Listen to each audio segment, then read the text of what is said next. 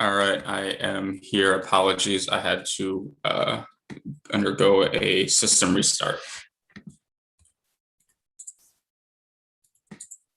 Okay, all set, Mr. Castro. All right, thank you. I would like to call the June 26 regular Board of Education meeting to order. I'm going to start with the MMSD vision statement.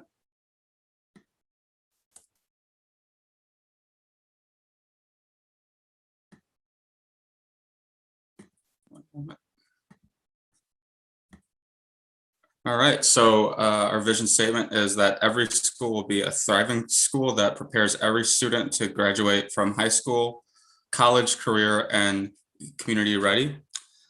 Barb, do we have any written registration or public appearances? We do not. Got it.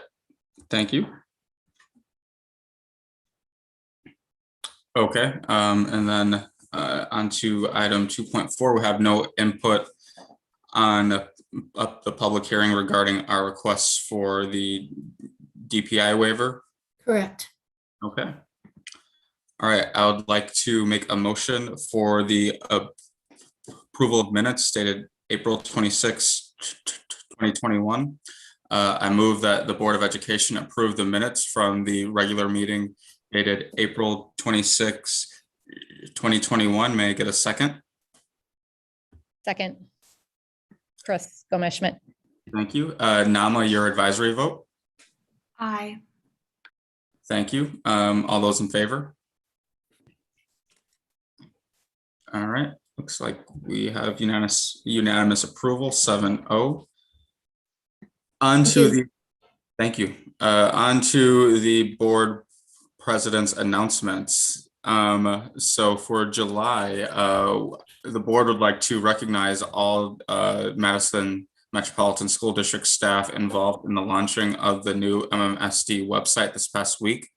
This year-long effort, led by the communications department, has resulted in a appealing, new, efficient, and strategic website built for family, student, and staff needs. The new website is very user-friendly and will have many benefits in the short and long term. We'd like to congratulate and appreciate all schools, departments, and individuals involved in website creation, migration, and updating. I would also like to take a moment to recognize MSCR and MMSD summer programs and staff. The board would like to thank all MMSD and MSCR staff and administrators for another successful summer of virtual and in-person summer school and summer enrichment programming over the last 3 months. Our summer school and summer programming activities can be essential for many students to learn, keep in touch, and stay active and prepared for the upcoming school year. We'd like to thank everyone involved for making this past summer a success for our students. All right, and Dr. Jenkins, your superintendent announcements and reports. Yes, this afternoon I have the pleasure of being joined by one of our new employees here, Ms. Wendy Smith, and she is here replacing, as we all know, Nurse Sally. And I tell you, we all knew that it would be, and it is going to be hard to replace it, but I think we found the right person at the right time for our district. And she's going to give us an update today on the CDC recommendations in public health regarding where we are right now, which led to our announcement of last week, how we're going to reopen schools. So Ms. Smith, if you could take it from here, please. Perfect. Thank you so much, Dr. Jenkins. Okay, so first of all, I just want to mirror the last presenter's comments on expressing gratitude for appreciation to the health services staff and the MSCR staff for our continuing learning for summer school and just through the process for all of the staff for the summer school process. Next slide, please. So our key universal practices that we are going to continue doing are requiring masks for students and staff while inside school buildings and traveling on buses. We are going to not require masks during outdoor activities or while eating or drinking. Due to our universal masking practices, we are going to change our physical distancing to a minimum of 3 feet versus 6 feet when at all possible for all individuals. Continued scheduled cleaning of district buildings throughout the day by our janitorial staff. Following practices of proper hand washing, respiratory etiquette, and monitoring of symptoms. And then collaboration with our state and local health experts following the CDC guidelines. Next slide, please. So we are excited to team up with our families again to carry our collective momentum forward and into the new school year. And we encourage everybody to be familiar with the MMSD COVID-19 safety plan. When we returned to in-person last spring, our mitigation efforts were very effective. We need to consider all of the important things we are currently able to do that we previously couldn't do due to the success of those interventions. This week, we will be providing safety information on our full return to athletics and co-curriculars this fall. Next slide, please.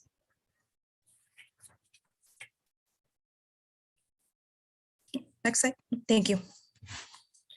I'd like to talk a little bit more about the health experts' recommendations of requiring masks inside of our buildings, even for those who are vaccinated.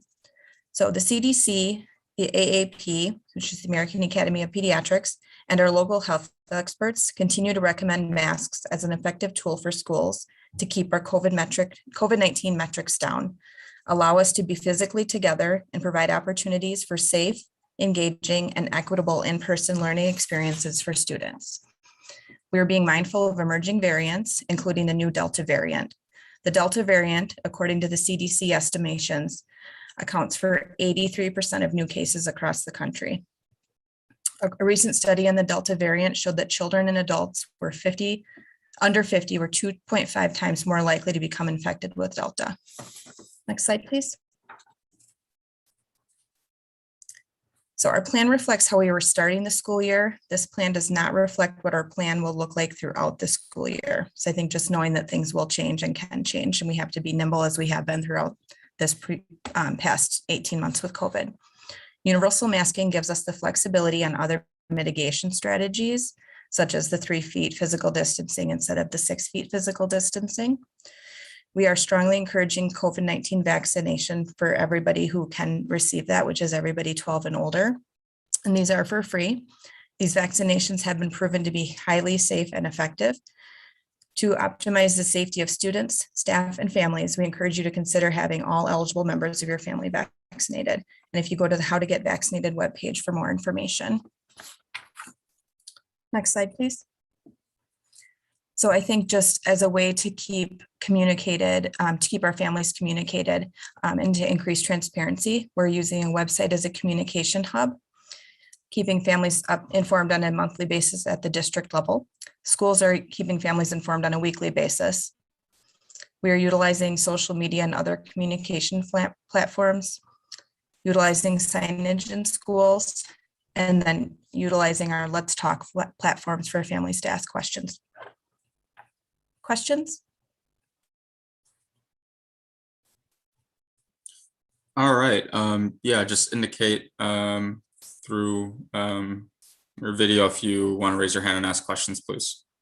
And just before we go to the questions, though, Mr. Castro, I just want to emphasize a few things here. First of all, thank you, Ms. Smith, for that presentation and the update in terms of where we are and covering the last 18 months. As we all know that we have worked together, not only in our schools with our students and our staff, but work diligently with our community as we're trying to be responsible. And I'm glad to hear that Ms. Smith went over the fact that we had great success.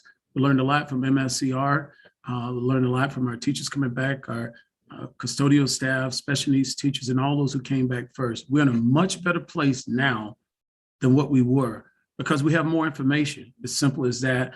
And so as such, we're leaning into this upcoming year, trying to have our students back in school, implementing all of the mitigation strategies that we know that are working. And as Ms. Smith stated, this is where we're starting off, but as we get more information, we'll do just as we did last spring, and we will pivot as necessary. But we knew based upon our medical advisors, it was best for us to keep consistency, ending the year. We've done that. We've done it during the summertime now. And now it's just time to really get excited about everyone coming back in as we continue to protect the health and welfare of everyone. That's our goal. That's our aim. And we're looking forward. We're very excited about our students coming back. And just to plug, if you're interested in driving a bus as well, we're down now, I think, to 28 bus drivers. So 2 people did come in, as I understand. But if there are other people who want to help us, come right on in, and we'll teach you the mitigation strategies and how to drive a bus so we can get all of our students in school on time. Thank you. Yes, indeed, a call for bus drivers. And just thank you so much, Wendy, and the whole team for helping put us in a position, as well as our families and staff, for putting us all in a position where our kids can learn in person. And I think that none of us want to go through another shutdown again. So we are doing everything we can to keep everybody safe, but learning in person. And so with that, do any board colleagues have questions?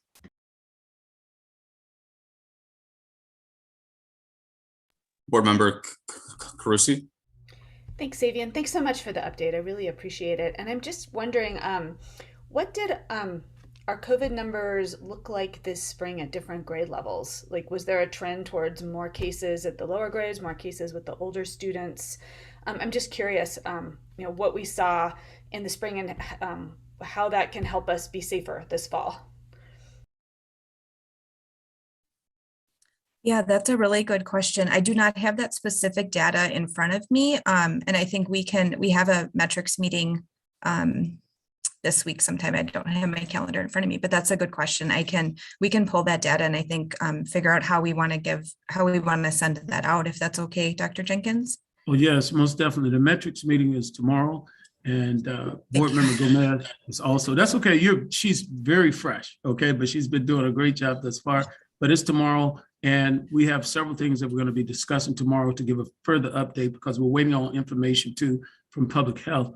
As you know, the debate over the masking at which grade levels have been a question of concern, but we'll be able to give you that information. That's a great question, though, Chris, as it plays into right now the 12 and older being able to be vaccinated, and the 11 and under cannot. So that'd be a great question to answer for the public in general. I'm making note of that. Thank you. Board Member Gomez-Schmidt. Yeah, thank you. Thanks for the presentation. And I just wanted to add that one of the things that is really important as we go forward is keeping the local context in mind. And the really good news coming out of the metrics in Dane County is that of the eligible people who are eligible to get vaccines, we're over 80% now for 1 dose. I think as of this week, and 77% have completed the full vaccination series. And so that's really good news as the Delta variant becomes the dominant variant, and highly concerning, but the more people we have vaccinated, the better, which I think you really tried to emphasize. So just encourage people to get vaccinated if you're 12 and older. Thanks. Thank you for that. I think that's a really good point. And that is what the literature is showing us, is the more vaccinated people are, the less likely they are to get that and spread that. So thank you.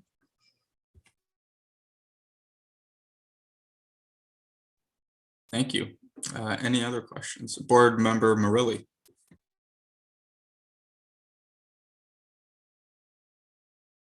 You might be on mute. I said some really beautiful things. Thank you so much, Vice President Castro, and welcome Ms. Smith to this really, really important position to our school district. We can't thank you enough for jumping in and taking this work forward. I really appreciate the website. I really appreciate what I have seen so far for our communication, the email around explaining, communicating to our families.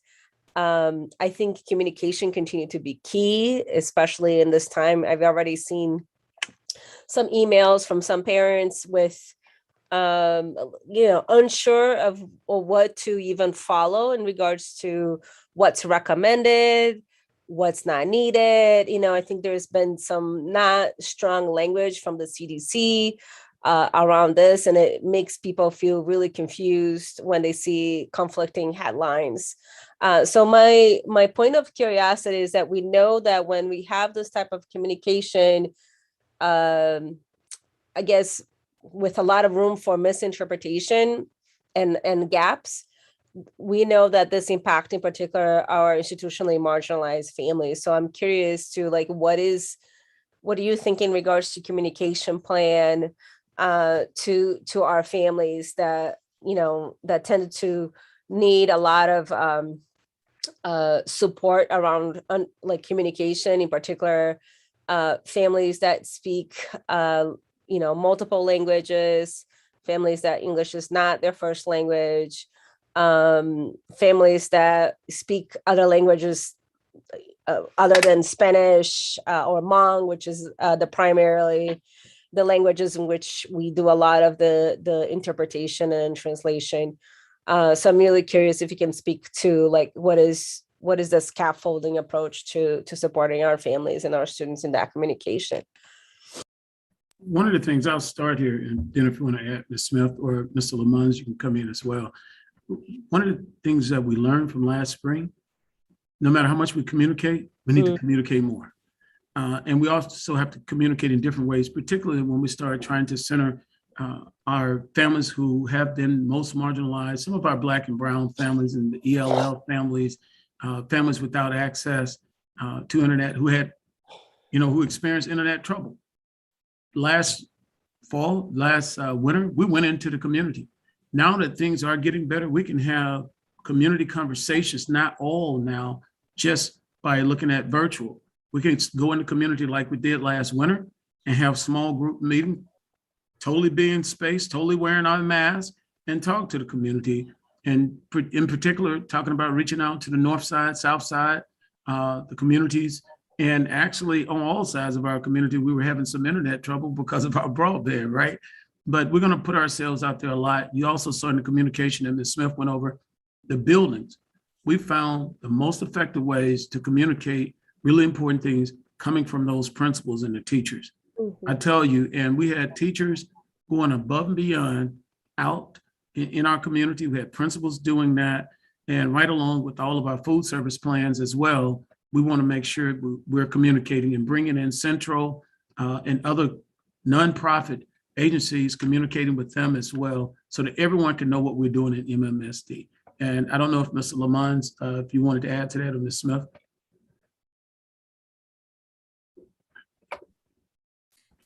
Thank you, Dr. Jenkins. I think the only thing I would add is just how we can leverage our school nurses into this conversation. So I think the principals and the staff at the schools is amazing that we're doing that. But I think, you know, the school nurses and how we can leverage them and ensure that they're connecting with those families that perhaps are marginalized or need additional support, or just recognizing that perhaps they're not understanding, or maybe we're not capturing with our communications to them. So I think, you know, looking at that too, with our multi-pronged approach to communication.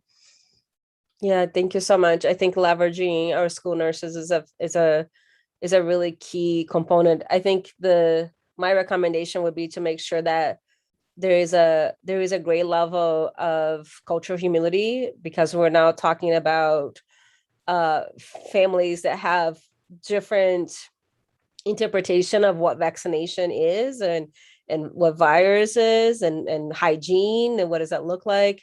So given that most of our nurses are monolingual, one group of staff that I would elevate, and I know that they were critical last year when we closed our buildings, our BRS staff, and you know, and the outreach they have done to communicate with our families and our students. So thank you so much. Thank you for bringing that point out, particularly that last point, so well understood. Yes, thank you. And thank you, Dr. Jenkins, for saying that we can always stand to communicate more. You know, this will be a constant ongoing effort. Board Member Gomez-Schmidt. Yeah, thank you. And just one other thing, based on the presentation and what Ananda just said too, I think we need to make sure that we also communicate with families and with schools that our symptomatic testing is going to continue. And we have a really robust system for doing that, and learned a lot last year for how to do that very effectively, and that's going to continue this fall. with the support of the Department of Health, at the state level and at the local level too. Right. One of the other things I want to lift, we're sharing all these positive things about moving forward because we know more now. And we do know that we have more opportunities if we wear the mask to have more students in the classroom. One of the high school principals brought that up in terms of how with everyone wearing their mask, we can get 3 feet apart now, where at first we were trying to go with the 6 feet apart, but now we can do the 3 feet apart. We're looking into the athletics. WIAA just released their guidance. We're going to be having a meeting this week. We're going to continue to study that. We want our children to have full access that's healthy.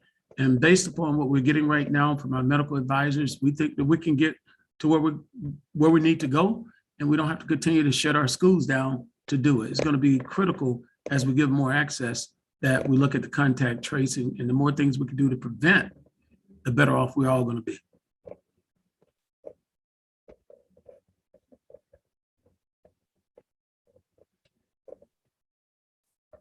All right, seeing no other questions, Board Member Carusi, would you like to speak a few words about upcoming operations work group activities? Thanks, Savian. We had no meeting in July, so there's nothing to report. Our proposed agenda for the August 9th operations work group meeting includes a budget update with a particular focus on the impacts of the state budget. We will also be talking about a contract amendment and extension for MMSD pupil transportation and the employee handbook. Thank you. And that meeting is August 9. Board Member Marilli, would you like to report on upcoming instruction work group activities?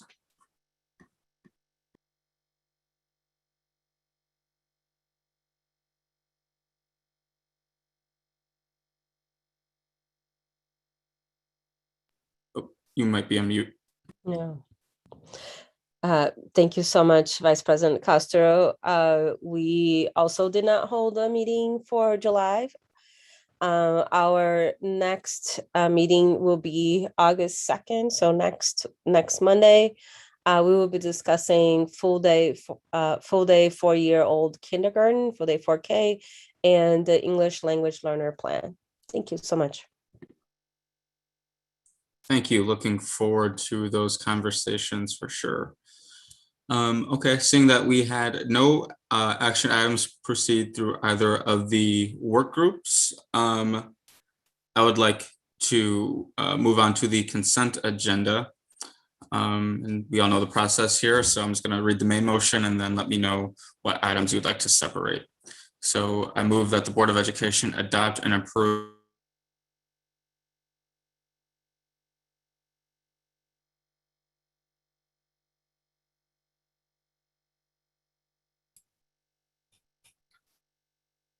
are written. By voting affirmatively on this motion, a board member expresses his, her, or their affirmative vote on each of the motions consolidated hereby, subject to express any separations that have been made by any member of the school board. So any separations? All right. Mr. Castro, can we get a second first? Oh yeah, may I please get a second? Thank Second, Nikki Vandermeulen. All right, second from Board Member Vandermeulen, and then please let me know which motions you would like to separate. I don't have the number. It's the one involving Badger Bus. Badger Bus. I think it's 10.17, but it might be 10.16, and I couldn't remember which one. 10.17, thank you. Thank you. Got it. Thank you, Board Member Vandermeulen. Anyone else? Board Member Carusi. I would like to pull 10.4, 10.5, 10.8, 10.9, 10.11, and 10.24. Thank you. Board Member Gomez-Schmidt. Yeah, I had a couple of those too. The ones that I have are different are 10.7 and 10.15. Was Yeah. 10.9 already called? Yes. Okay.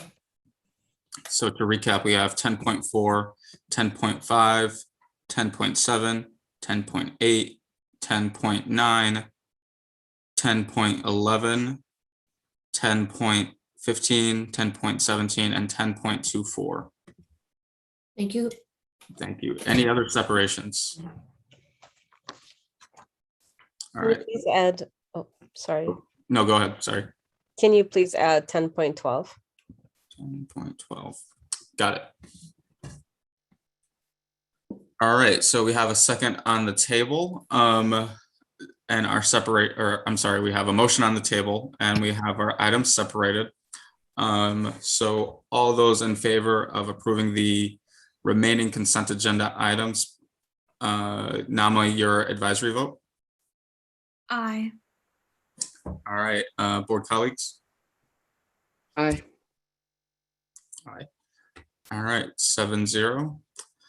All right, and let's move on to 10.4, the recommendation for Mastery Connect for high school PLCs. So I recommended pulling this one. I guess my concern with many of the items that I pulled is that I'm not in favor of developing our approach to assessment and approving this approach to assessment through the consent agenda. Before approving this purchase, I'd like to see a plan for student assessment at every grade level that shows all the assessments being administered to students, including our English language learners and our special education students. I'd also like to know the purpose of the assessments, how that data will be used, and how much time is being spent taking assessments. I just feel like the board needs that kind of big picture overview before we start approving individual purchases.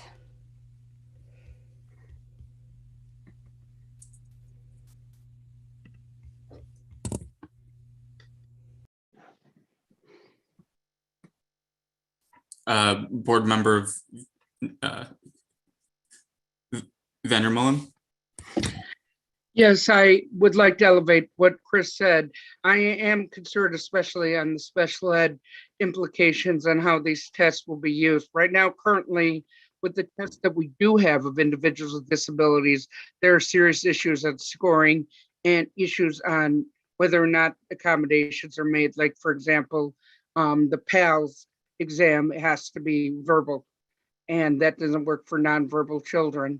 Those are things I would like to also make sure are not existent in these exams, these assessments, before just accepting them on a broad basis.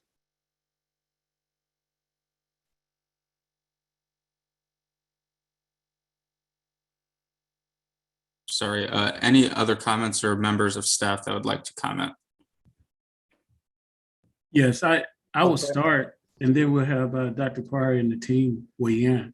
First of all, when you look at all the consent items, we're talking about continuation. So I would like more specificity because some of these have been going on for the last 3 years, and we're trying to get a consistent pattern in terms of how we go about it. And I think I've said in the interview and all year long that we're observing what's going on, and the staff have put a lot of energy and time into trying to make sure that we're vertically and horizontally aligned as we're trying to have a consistent curriculum and approach.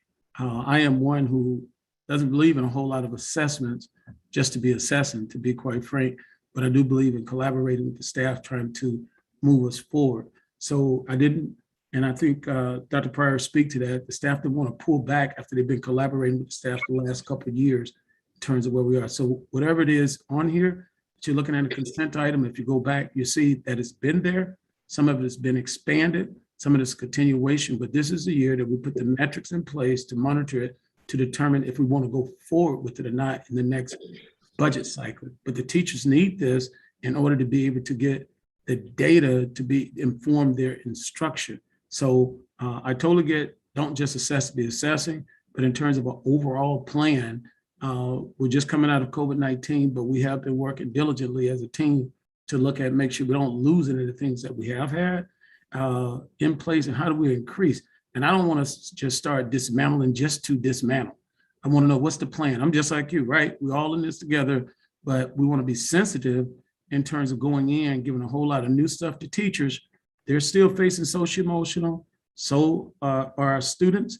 And so we're looking at it intentionally to say, okay, let's look at these. Some things have been expanded from lower grades to some higher grades based upon previous experience with it. And we just didn't want to abruptly stop things. I think if we delay right now what we're doing, some of the professional development we have lined up and things for that continuity is going to be challenging. I never say it's impossible. It would just be challenging for where we are right now with our staff.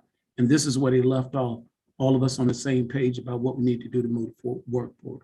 So Dr. Pryor, Ms. Jackson, to your point.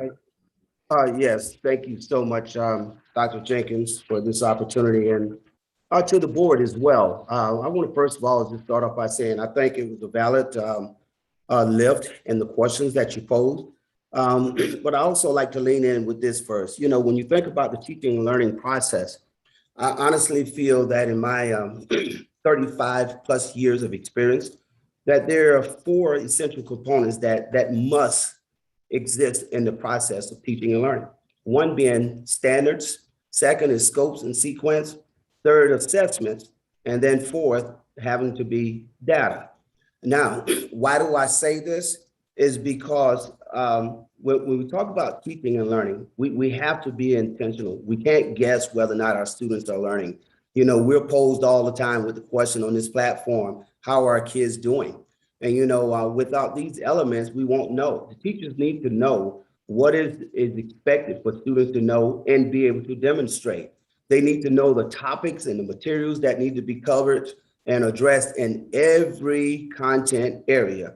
And then they need to know the order in which it needs to be presented. But most importantly, they need to assess, and they need to assess for learning. You know, I think when we think about assessments, we immediately go to high stake assessments, which, you know, I have some issue with as well when we talk about high stake assessments.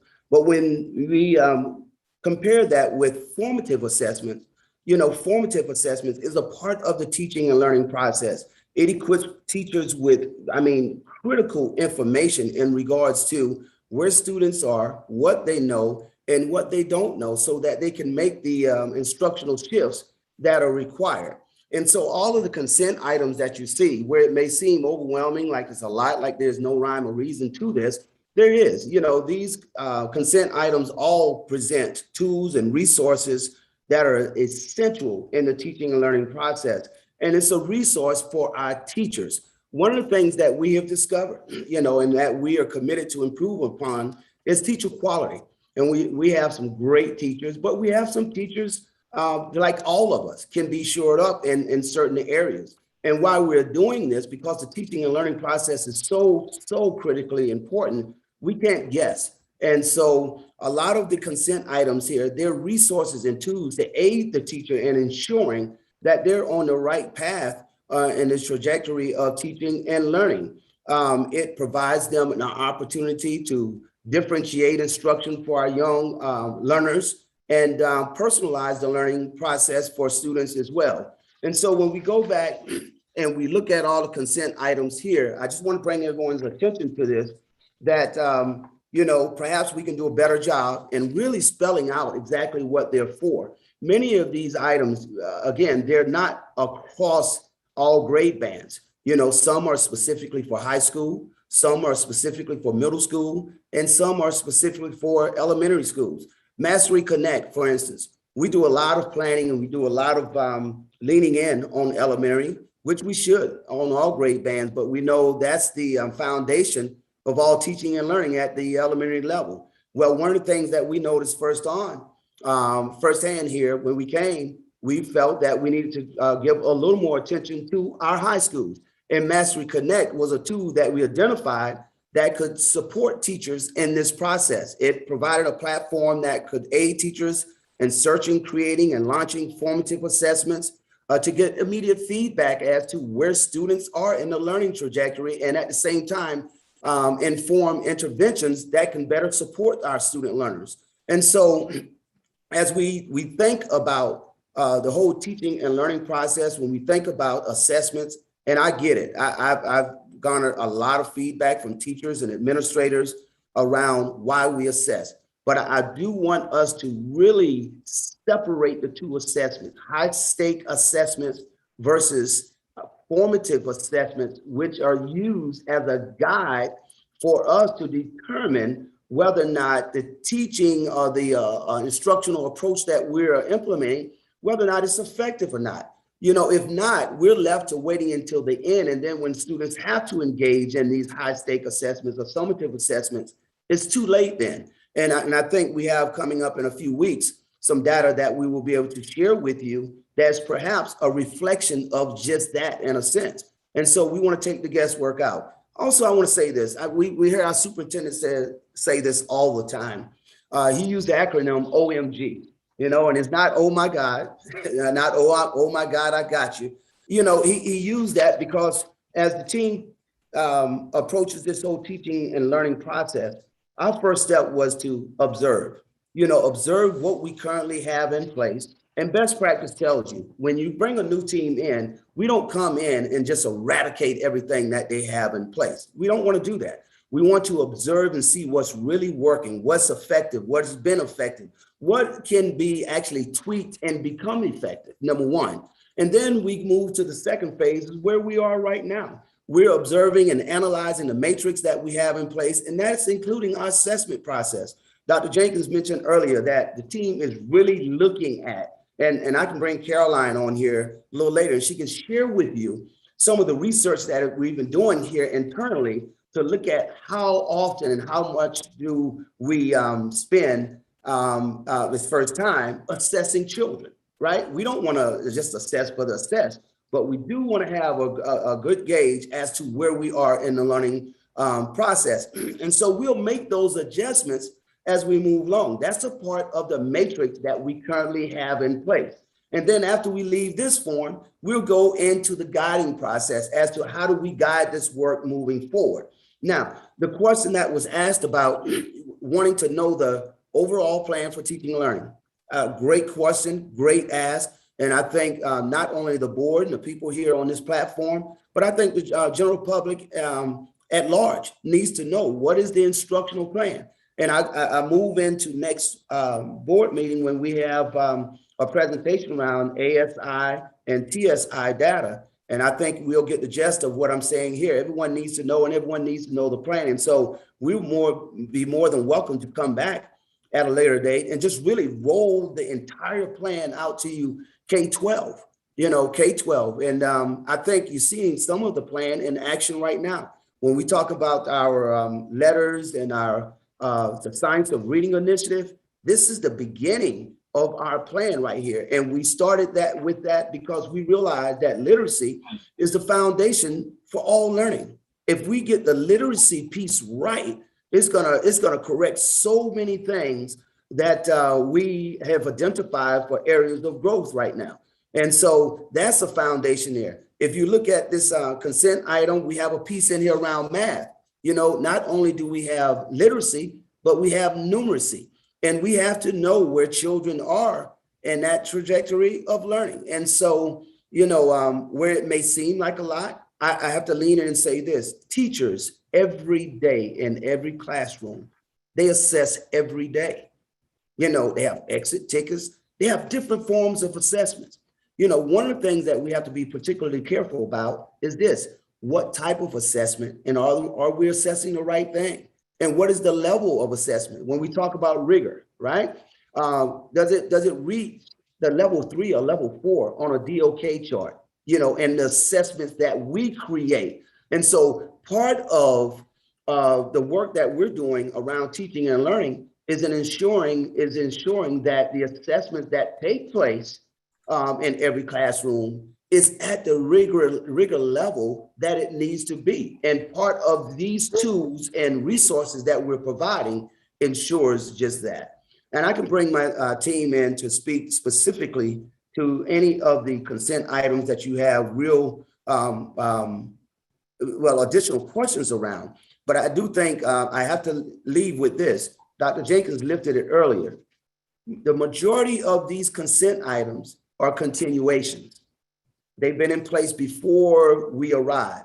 One of the things that I noticed personally is that it's not necessarily the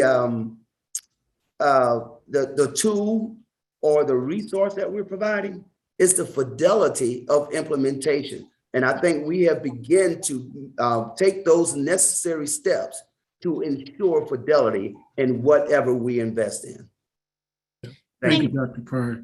Let me just add one thing before you go, Chris, if I may. When he said it at the end, the fidelity, the intentionality of what we're trying to do, as we're trying to center our work and be an anti-racist district, and we're lifting Black children, brown children, special needs children, Nikki's question, we're going at it differently to try to get where we're going, but we had to do some observations, and we're working together. Let me say that too. That's the great part about this. We're really working together, and this is historical. This didn't start yesterday or during COVID. We have some historical things, as we talked about during our campaign referendum trail, that we have to definitely change them, but we can't do everything overnight. This is not going to be an event. This is a journey, but we are jumping in. So I appreciate these questions because we're jumping in right now, but we can't be held back from going at it along the way. We still have to do the work and be prepared together. Thank you, Dr. Ms. Jackson, did you have something you wanted to add? Yes, thank you so much. I just wanted to lift, one of the things that we are charged with doing as a district is ensuring that we have an equitable experience and that we have equitable outcomes across our district and across our high schools.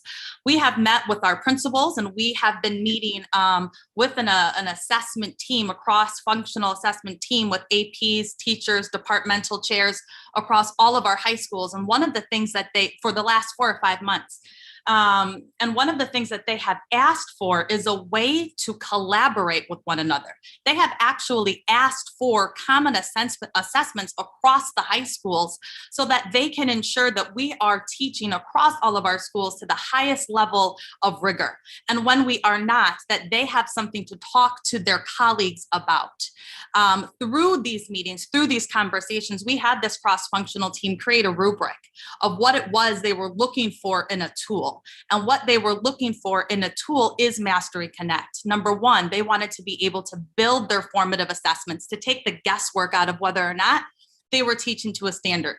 2, they also wanted this platform to be able to push out and share the district-wide scopes to all of our schools, because right now they are accessible to all, they're out there, but we don't have a way, as we've been talking about, to measure it and to be able to come back and speak with confidence on how our students are doing. So I do want to lift that this is the specific resource that our high schools themselves have been asking for. Thank you so much, Ms. Jackson. And so I see Board Member Murilli, then Board Member Gomez-Schmidt, then Board Member Vandermolen. Nikki, you can go ahead and go first. Okay, thank you. I appreciate the comments, Dr. Jenkins. I think that was excellent, but my issue on the entire situation is that I've been talking to a lot of our teachers who are saying that they're worried about our kids getting burned out. They're worried about our kids getting stressed. And they're worried about taking as much time as they are away from teaching besides reading.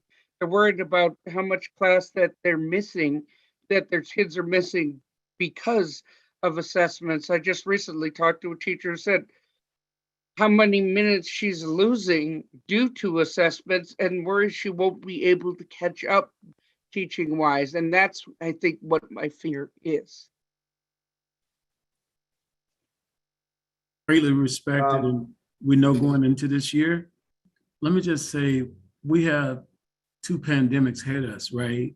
And because of what we did with virtual learning, we realized that we have 55% of some of our children, African-American children, were not even engaged in some schools, 30-some%, 32% of some of our Latinx students. We have a number of our students overall. We realize that. So we're approaching this year, even though we're going to have the high expectation, with a great degree of emphasis on social emotional and mental health wellness of our students and of our staff.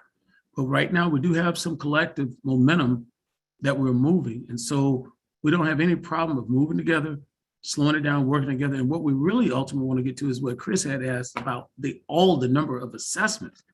This has been years of discussion in the groups I've been with that's saying we're assessing our students too much, in particular on the wrong thing. And Dr. Pryor did a great job of delineating between high stakes and regular the formative.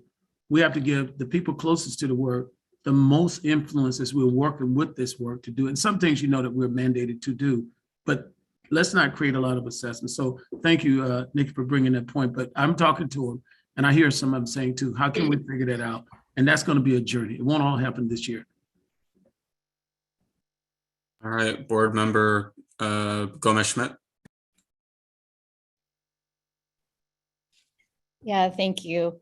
My question around this was a little more specific, but I agree about this idea of us not only understanding that you're doing a comprehensive assessment system, but us really getting that broad overview, because I feel like that's where the board has to be supportive of this. And right now, I think as Chris explained, it's really hard to sort of piecemeal together what our approach is by approving things through the consent agenda. I think it's just really hard to see as a board member because I'm not working on this 40 hours, 60 hours a week. I want that larger overview so that I can understand and support, and we stop having these conversations over and over about whether we're assessing too much, we're assessing too little, we're assessing the wrong thing. I think we really need to see that bigger picture. So as soon as we can do that, I think the better. My question specifically for this 10.4, this Mastery Connect, was around the fact that we did a pilot this past year, it says, with Illuminate DNA.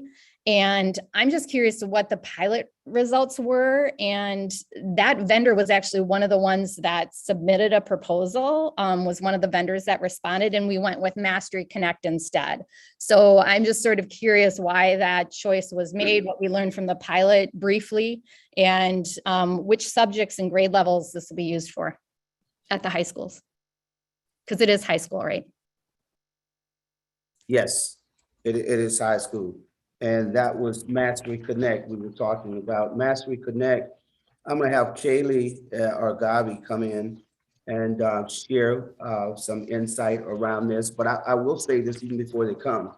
As Kaylee mentioned earlier, we did not just simply choose this at the central office level. We brought others in to vet this, and we tried to find a platform that would give them everything that they were seeking. One of the things that they were really persistent upon was the ability to build their own assessments. From our perspective, we wanted to ensure that the assessments were appropriate for grade level. And so this would take that guessing out of that process. And so that's number one. But when we talk about, because I'm thinking that this is all about how much assessment kids are engaged in. And I'm super excited for the team to provide to you, to all of the board members, a copy of the assessment schedule. Now, I'll be honest with you, when you look at it holistically, it seemed like, wow, all we're doing is testing. But when you break it down by grade band, you see that kids are not involved in as much assessment as you will think. And then I have to say this because I wholeheartedly believe that this is that the assessment, I don't want us to be confused. It's not always for the children. The assessment that we're finding here in these platforms, what we're doing is really for the benefit of the teacher, so that the teacher will know what students know and don't know, so that they can shift their thinking and their instructional practice to hone in on the individual child to give them what they need. And at the same time, not hold our children who are really accelerating back, because it allows them to move forward as well. And so I don't care where we go, what district, what state, there has to be some form of assessment. I think this group right here, we are intentional about asking for data. And there's more than one data set, right? There's so many different ways to compile data. But for the teaching and learning side, it has to be something where students demonstrate what they know. Lastly, I want us to understand that with the assessments that are built, these are not hour-long assessments. Many of these assessments are like 10 minutes long. That's it. But it's simply, I want us to really move to this point where we see assessments for learning to inform teacher practice. It's more beneficial to the teacher than it is for the student. And when we talk about building teacher capacity, it has to be a part of the process. Kaylee, I'll be quiet. I know you wanted to lean into Mastery Connect. Yes, sir. Thank you, Dr. Pryor. So good question about the platform that we use and what we learned from it last year. I think, Dr. Pryor brought up early on that one of the things that we really need to be sure that we're doing and doing well this year. And one of the things that, I think we've struggled with in the past is the fidelity of use and practice and monitoring systems.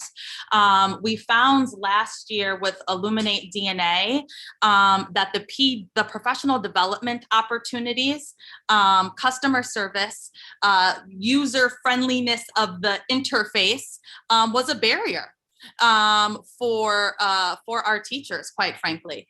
And so because of that, we began exploring our options. I would say probably around, December, January. We decided to do some research to start getting some feedback from our teachers, and that was the feedback that we had received as well. The other thing, Chris, that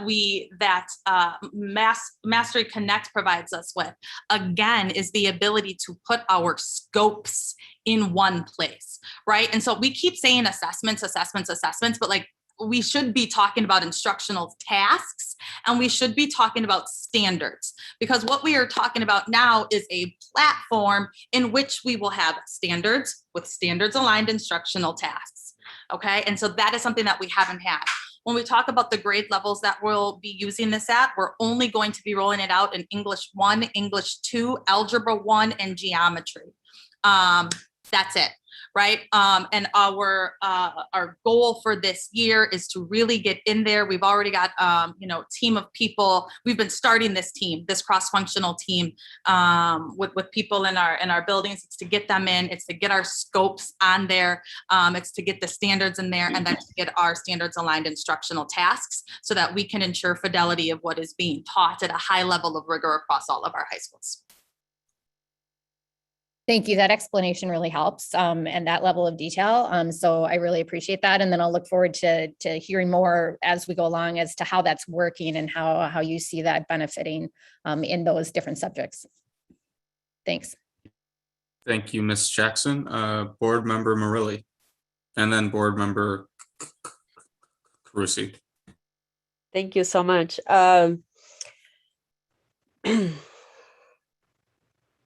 I think what's important in this conversation is a perspective of a mother who had an experience where those, many different assessments have negatively impacted their child. And what I'm excited about this particular board is that we have that. We have at least one of that. And I'm one of those. I'm one of those parents. My daughter's first standardized assessment was administered in Spanish, which was not her first language. She became traumatized. And a year later, she got sent to summer school. And then the year after that, the assessment showed that school meant nothing for her. She, in the fall, she scored at a much lower rate than in the spring, she scored at a much lower rate than in the fall. And I have a complicated relationship with assessment, and I'm an educator. I don't think there's anyone in this call that serves this board, any of my colleagues know exactly what is the right number of assessment or exactly the right assessment for which children, right? I think what we have is best intentions around understanding what our students are at, what level they are at in any particular day. And I really appreciate Dr. Pryor sharing, really centering what those assessments, whether they're standardized tests, whether they are formative assessments, they are to serve the teachers. So for me, I don't know why we're not talking about how are we going to get teachers to better utilize the tools that they have. How is it possible that a Latina student in Madison, Wisconsin, which is the wealthiest, one of the wealthiest districts in Wisconsin, is assessing the same way that Latino students in Detroit or East LA or South Chicago? How is that possible? That in the year 2000s, this is what's happening. And I don't hear, no one is having that conversation. And we're trying to play a guess game on like what's assessment is correct and what's not, and how much assessments is possible and what's not. What I want to know from teachers is what is the amount of assessment you need to get the results that you need? That's what I wanted to have the conversation. I want to have a conversation with my colleagues about like, how are we going to make sure that we're serving Black and Brown students, English learner students, and students that qualify for IEPs? That's the conversation that I wanted to have. Instead, what I heard when my daughter was not assessing well is that a student, her colleague, who was an English learner, who was had an IEP, and the data around whether or not he was going to graduate. And that is crazy. That is crazy. That in Madison, Wisconsin, students are at risk from graduating when they have an IEP. So we can talk about assessment all day long. I know how assessment has impacted my child. I know how assessment has impacted children that look like her. And I know the history of this district. So I hope that our conversation stop being about whether we're spending $50,000 or $40,000 on this and that and the other. And our conversations is sharp around how are we going to get our teachers to utilize the tools that they have, because this is has been a very wealthy district in regards to tools, in regards to formative assessments, in regards to assessments in general, in regards to resources, how we're going to get our educators to utilize the tools that are available to them, or provide feedback to the district on what tools are necessary so that they can better teach our students. That's the conversation that I wanted to have. So I'm here having all sort of reactions because we're debating about a thing that is, to me, philosophical, and has not helped my child in the years that she's been in Mmsd. And I know it's not helping, and it's not going to help the many other children that look like my daughter. And it's disappointing that we're getting to wanting to get in the minutia of this and this and this, and we're decentering the child, which is our primary job. I'll stop here before I get too wild. Thank you, Board Member Carusi, and then Board Member Pearson. I will also ask that board members put their hand down on the Zoom function after they go. I do have a tough time to move the towels around to make sure I see everybody, but yeah, thank you. Thank you. Ananda, I want to echo that I would really like to see us have that conversation about assessment and the role it plays in outcomes before we start spending money on assessment.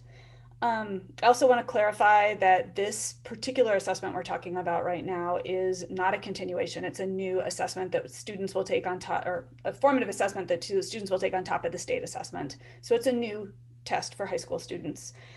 I also was concerned about the comment that this is for the teachers.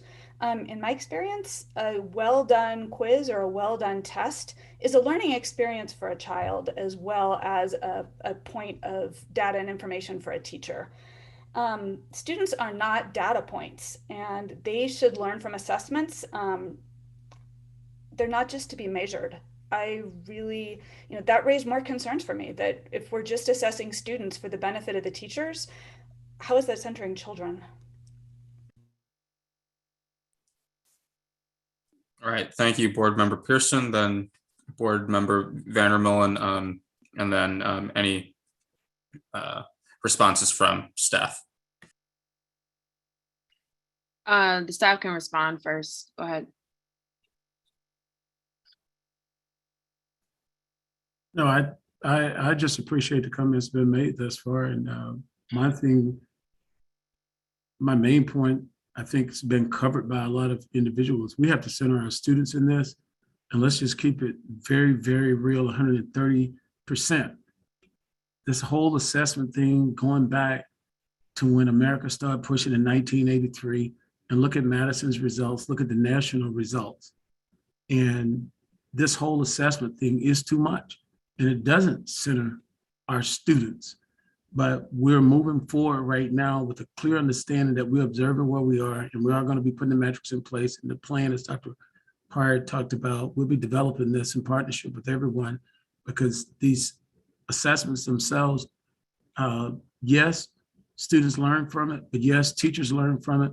And no one has figured it out for Black and brown children in the United States since the beginning of this whole integration.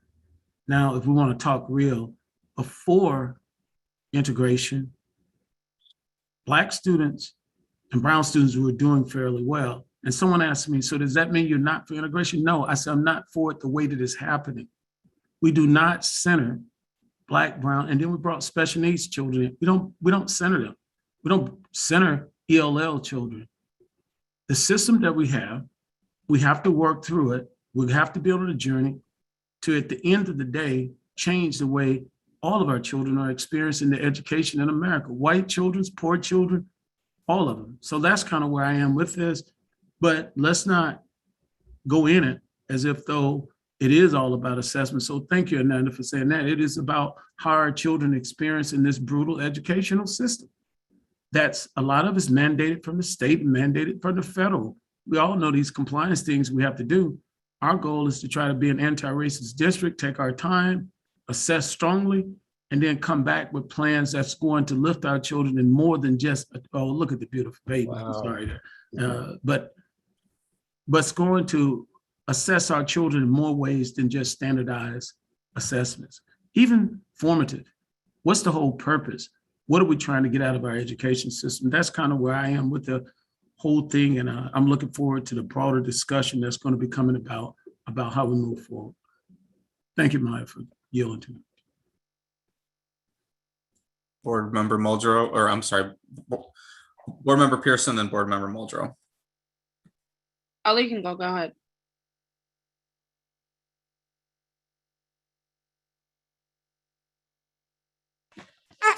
Hey y'all, I'm gonna ask you to work with me a little bit here. So we got, the newest member, my family joining us for this meeting. I guess I'm wondering if I was a community member and I was watching this conversation, the depth of conversation we're having, how this conversation would benefit me. And I guess I'm also wondering, I want to echo some of what Chris said, where I think you made there's some really clear, concise points you made in terms of how much time we're spending on assessment, the benefits of assessment, the outcomes we want to promote by assessing our students.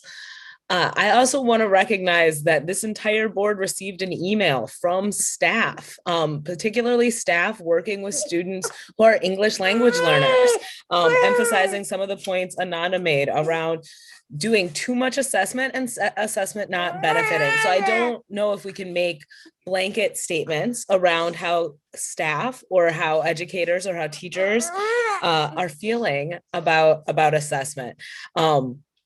I think, a lot of the questions I have been answered by our administration and our team. I think as we continue to go through each specific consent agenda item, that I hope the conversation we have can be both nuanced and focused on that specific consent agenda item. Because I think we're so expansive that we're kind of conflating or collapsing all of these consent agenda items into one conversation. And I think that's a little confusing. Thanks, y'all. Thank you, Board Member Pearson. Yeah, thank you, Vice President Castro, and what you said, Madam President Mildrow, and Frida. I believe one thing is that we have to have trust in our administration and trust in the folks that are well-versed in these areas, right? I trust that Kaylee definitely has talked to teachers. And I trust that that Dr. Pryor has also talked to teachers. And so for me, it's about how can we get the information, get teachers what they need, get the students what they need, regardless of how we feel individually about assessments and such, right?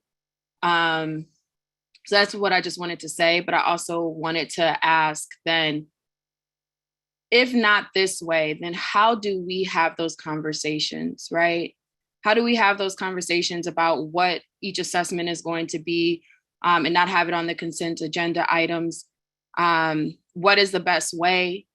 I mean, we do meet, we do get briefed, we do have meetings, we can send emails, we can have individual meetings with members of administration. I mean, we can do a lot of different ways to get that information. But for me, it's like, what is the best way then if it's not this? So I just pose that as a question. I'm not saying that we need to answer that tonight, but I did want to just bring that up. Like, we're asking not to have them on consent agendas, then what is the best way without having a notice board meeting, because we all then have to be noticed if we're all together to discuss those items. So that's all I wanted to say. Go ahead, Saber. All right, thank you. Two more questions, because we are on item 1 of 10 consent agenda items that were pulled. So board member Vandermolen. One, actually, Maya brings up a great point. And that is, I've been asking for about 4 years to have separate sessions I've asked in briefings, I've asked elsewhere, to have separate sessions on assessments and what is needed. And I think it needs to be done. I think it needs to be done as openly as possible, so that way we can find out.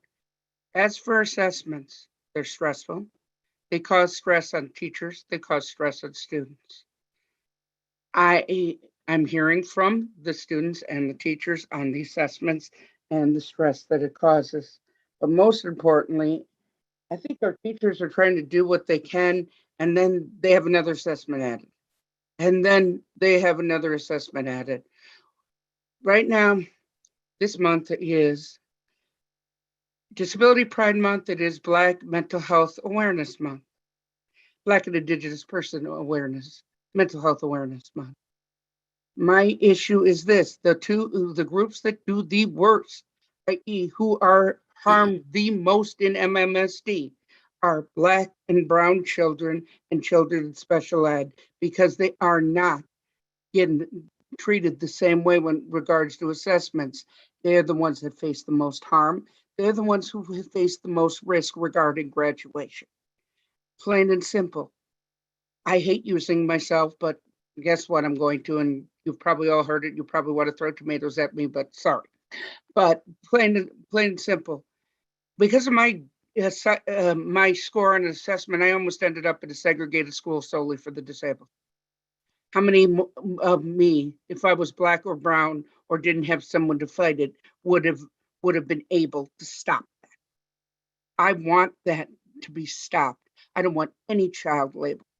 Ananda is right. We're not centering our kids.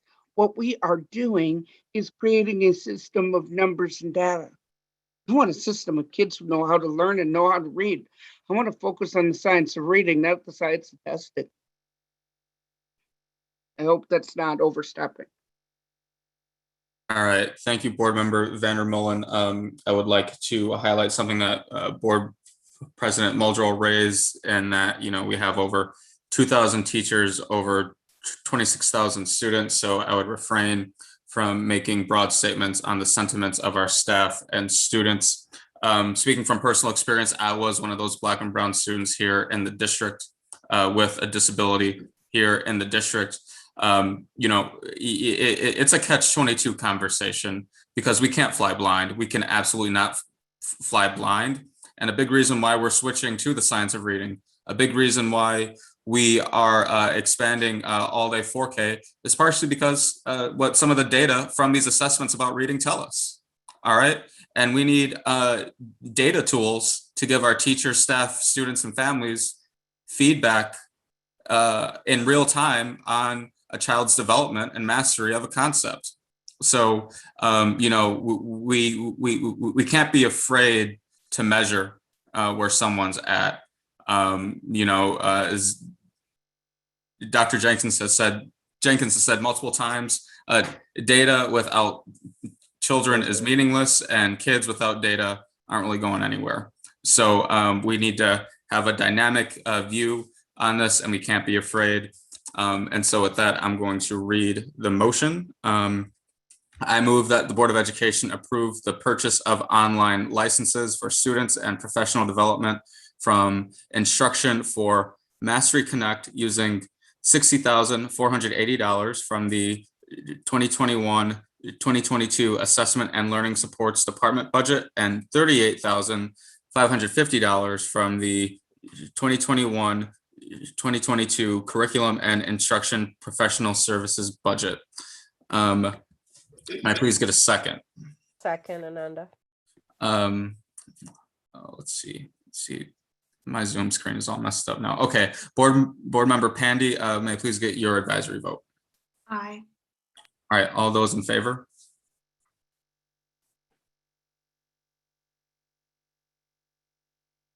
All right, so I believe that is for all those opposed.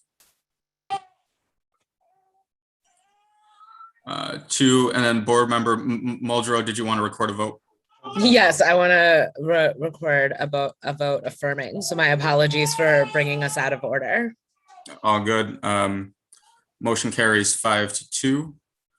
All right, the next consent agenda item, 10.5, which is funding for Alexia Core 5, K5, and Power Up, grades 6 through 10 for 2021-2022 school year. And I would encourage us to have a very focused and specific conversation. And I think we all have a desire to have a more broad conversation about the theories behind assessments in general, because that is a philosophical conversation. Thank you. So I pulled this one.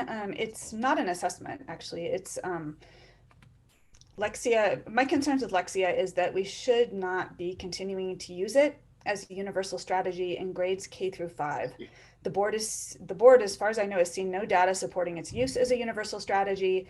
Independent research that is not done by the Lexia Corporation does not support this use, and it's quite expensive. So for those reasons, I would be in favor of continuing to use it as a targeted strategy, and but I'm not in favor of continuing its use as a universal strategy. Thank you. Responses from staff. Yes, I would like to ask Kaylee to come in and respond to that, but I will lead in with that piece, Lexia, as we reflect upon our early literacy and beyond initiative. Lexia, and I cannot say one without the other, and Achievement Network, ANET, are directly linked to that as a resource. One which will focus on word comprehension, which is Lexia, and reading comprehension for ANET. And so I will let Kaylee just kind of add a little more to that context as well. Awesome. Thank you so much. So through our district priority of early literacy and beyond, we all know that we are making an incredible and wise investment into our teachers throughout the district, that being through letters training. In letters training, we learn that reading comprehension is the product of 2 different things. Number 1 is word recognition. Number 2 is language comprehension. Next year, our teachers will be trained in units 1 through 4 in letters, which all focuses on reading comprehension. What you see with Lexia Core 5 is just that. It is a supplemental resource that speaks to word recognition.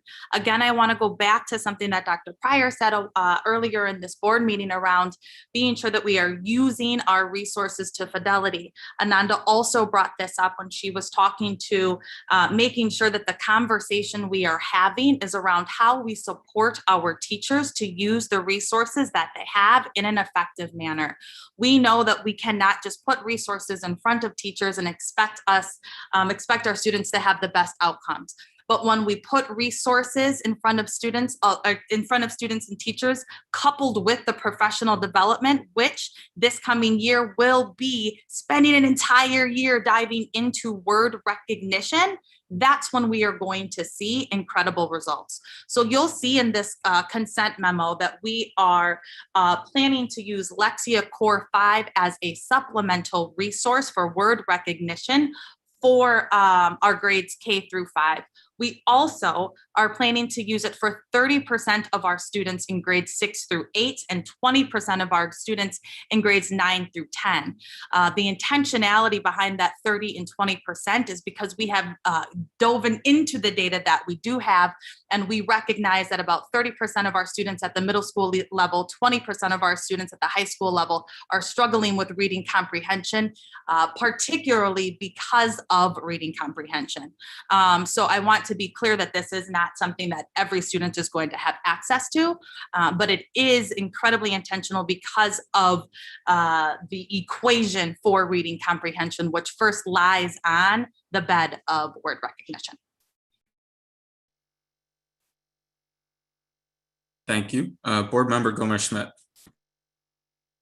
Thank you, Vice President Castro. My question was specifically around the middle school and high school that we're adding for the 30% and the 20% of students. Will they access that during the school day? How does that get worked into the instruction at the middle school and high school level? Or is it an independent resource that they use out of school time?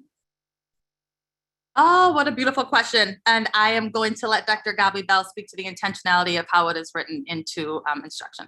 And you don't Yes. have to go hugely in depth, just a quick summary would be Very great. quickly, we're organizing the instruction in order to be able to make sense of both variables of the simple view of reading. So we have allotted instructional minutes for language comprehension, as well as instructional minutes for word recognition for those that need it. Okay, thank you.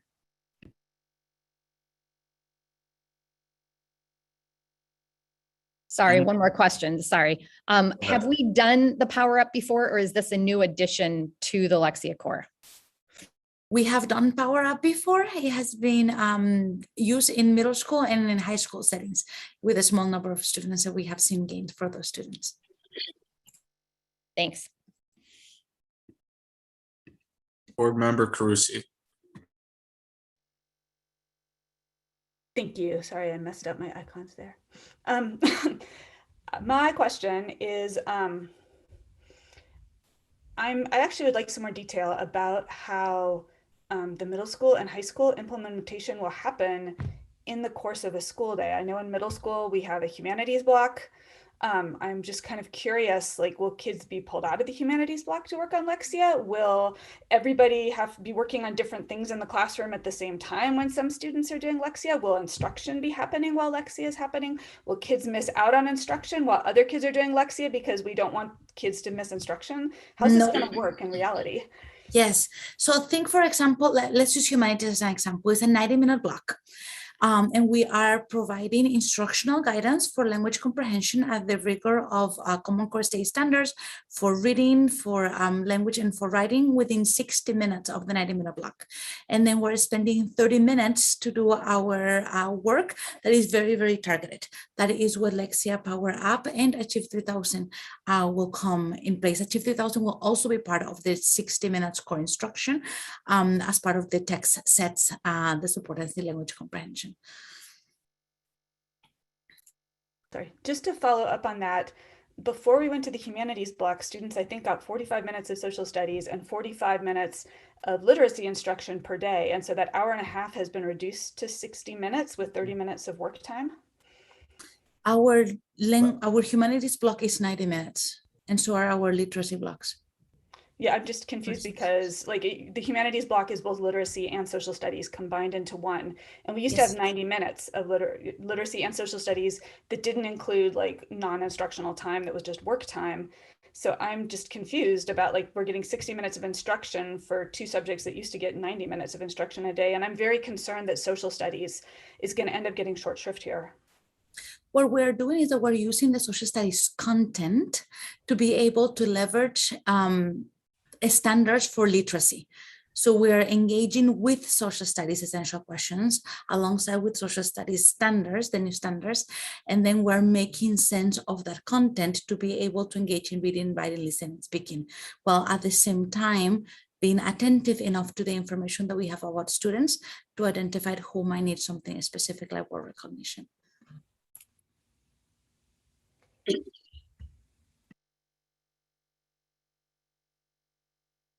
Thank you. Dr. Pryor, I see you're unmuted. Did you want to add a comment? No, that was fine. The only thing I was well, I guess I'll add this out because it may answer some of the other questions, is that all but one of these consent items are designed to be embedded in the teaching and learning process within that block of time that teachers are given to teach. And that's the unique thing about it. It's a resource, a supplement that the teachers can utilize and plan for in their lesson plans. And so I just wanted to lift that. Thank you. All right, any more questions or comments? And with that, let's see here. So I move that the Board of Education approve a purchase of supplemental instructional resources for word recognition in support of our Science of Reading project, charter, and early literacy and beyond strategy using $434,670 from the 2021-2022 curriculum and instruction CRLM funds. May I please get a second? Second, Ali Muldrow. Second from Board Member Muldrow. Board Member Pandy, your advisory vote? Aye. Thank you. All those in favor? All right, 1, 2, 3, 4, 5. All those opposed? 2. All right, motion carries 5-2. On to the next pulled item. I'm switching tabs. 10.7, which is Start College Now and early college credit programs. Yeah, I pulled this one because it was a very short memo and I feel like we need a little bit more information, not to approve it, but based on experience and what I've heard from parents, sometimes these opportunities are really hard to access.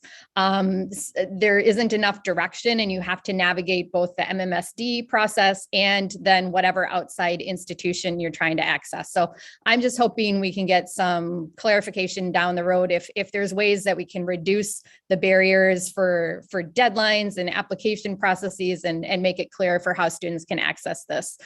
Because I do think it is limiting the number of students that can take advantage of these opportunities. And there's up to 100,000 for each of those, the Start College Now and early college credit. And so I am also hoping you can get us some information about how much we've been using each year. Up until this point, I'd say like the last 3 years or so. And that doesn't have to be right now.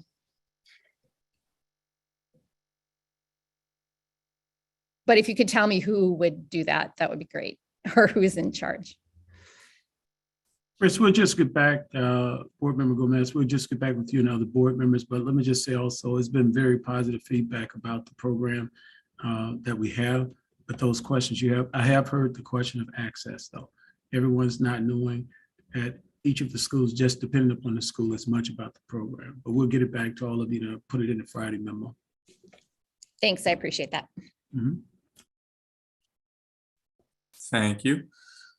All right, any other questions or comments? All right, and with that, I move that the Board of Education approve the expenditure of up to $100,000 for dual credit coursework at the technical college level and $100,000 for dual credit coursework with private and public universities to allow students to participate in the Start College Now and early college credit legislated programs with funding from the 2021-2022 career and technical education operating budget. May I please get a second? Second. Second from Board Member Carusi. Board Member Pandy, your advisory vote? Aye. Thank you. All those in favor? Aye. Oh, shoot. All right, motion carries unanimously. Thank you. All right, on to the next. 10.8, which is, I don't know how to pronounce this. Yeah, 10.8. You know what you? Yeah. So I pulled this one, and this is really technical, but I pulled it because of concerns about the procurement waiver. The justification for waiving the need to put this out for bid is that bids were recently sought. However, in 2020, we waived the need for bids due to time pressure. And in years before that, this purchase fell below the threshold for board approval, and it's not clear if bids were sought. I am concerned about this because we need to follow our procurement policy, and it looks to me like this needs to go out for bid. Anyone from operations or team care to address some concerns?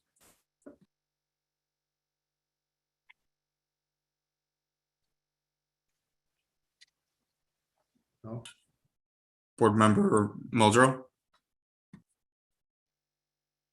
Yeah, I guess I want to ask Board Member Carusi, what are the indicators that you're observing that this needs to go out to bid at this time versus is not, what makes it not appropriate for a waiver at this time, in your opinion? What makes it not appropriate for a waiver is that the justification given for the waiver, I don't know if we've actually gotten a bid for this in the last 2 years. The board has not seen a bid because within the last 2 years, we have not seen any bids because in earlier years, this fell below the threshold for board approval. So if it was put out for bid prior to 2020 and 2018, 2019, first of all, we don't know as a board. Our procurement policy is kind of vague about whether or not things at that level have to go out for bid. And it's still the justification for this waiver says that it has been put out for bid in the last 2 years. I don't think, to my knowledge, it has not been. It's possible it was, and we just haven't seen a bid because of the low level, but we need to follow our policy, and the policy says that the last 2 years is what you have to do to waive the need to go out for a bid using this waiver standard. I don't think we meet the test for it, so I think we need to put it out for bid. Board Member Carusi, I'm sorry, I just want to follow up really quickly. Have you directed that question at a specific member of staff, or is there somebody who can specifically speak to whether or not there was a process around bringing this item to bid prior to this meeting? I'm open to anyone on staff responding to this. No, I'm just asking the question. I'm sorry. Did you direct that to anyone? Because I don't recall seeing that. Oh, I did. I sent a number of questions to Dr. McGregory, and this was one of them. Okay, and then I'll have the general counsel, if she's on here, speak to it if she can recall that as well. I don't recall if this one went out to bid. However, I will note that at the time, it would have been Kelly Rupel, the CFO, who signed off on all waivers, as is the process.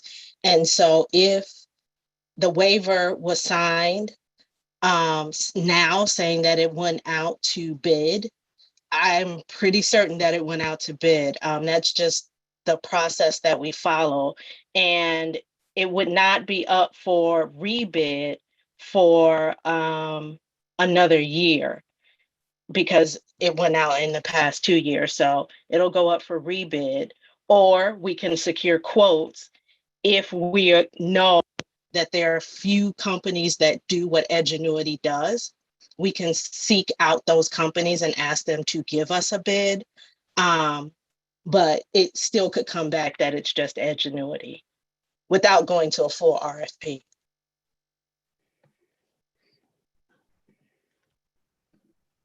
Thank you. Board member Vandermolen?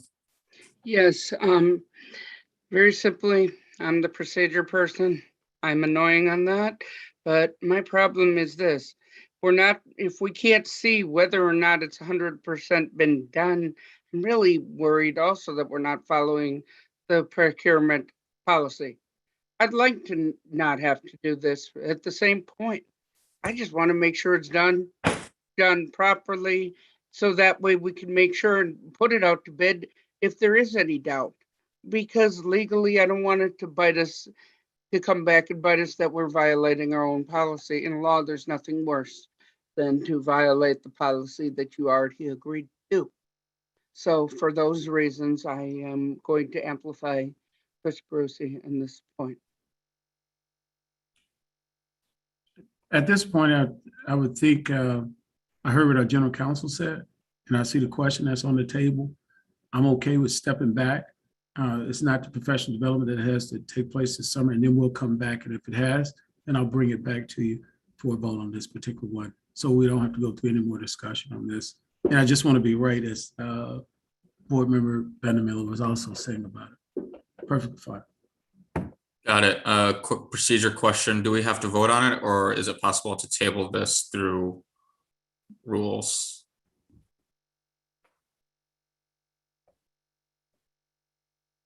I believe you could table it to rules, but Sherry would be the expert. We'd need a vote to table, and when would you like this to come back before the board? Dr. Jenkins, how about September, August? I would have to say August. I would want it to come back so that way we can be ahead of school starting. And we have no other professional development to do prior to then on it. Everybody should be fine. Got it. So we'll need a vote then. All right. I'm gonna try and make a motion here. Okay.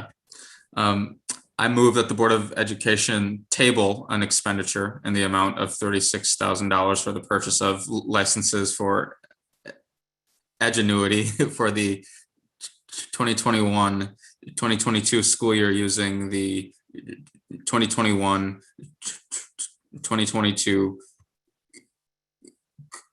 curriculum and instruction CRLM budget to be further considered in the month of August. May I please get a thank you.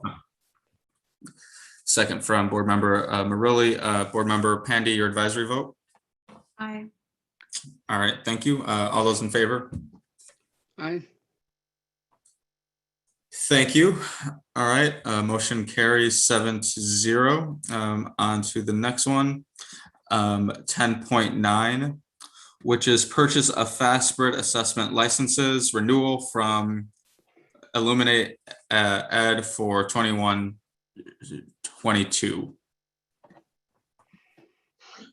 I pulled this one. This is FastBridge, right? Yes. Okay, good. So I pulled this for two reasons. First of all, and we don't need to rehash this, but of my belief that we need an overarching assessment plan before we start spending money on more assessments. And additionally, I have concerns about the procurement waiver for this. The justification for this waiver is that bids were recently sought within the last 2 years, but this last one out for bid in 2018-19, which means as we move into the coming academic year, it will have been more than 2 years since we received a bid. And again, I think we need to follow our procurement policy, and in my eyes, it looks like this needs to go out for bid again.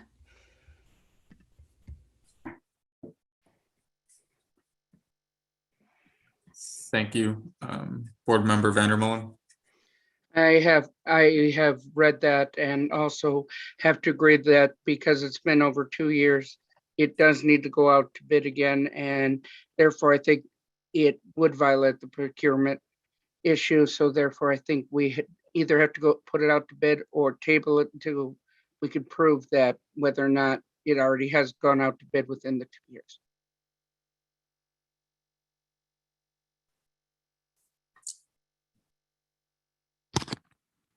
Again, I have no issue. Caroline, you were going to speak to that? Yes, I was just going to say I would defer that to advice of general counsel. I think the reason that perhaps got missed is because in 18-19, when it went to RFP, it actually covered 17 months of a contract. And so perhaps we're just off in our timeline, but we certainly want to make sure that we're following board policy. Thanks. General counsel, should we have to take this back out? Do you recommend?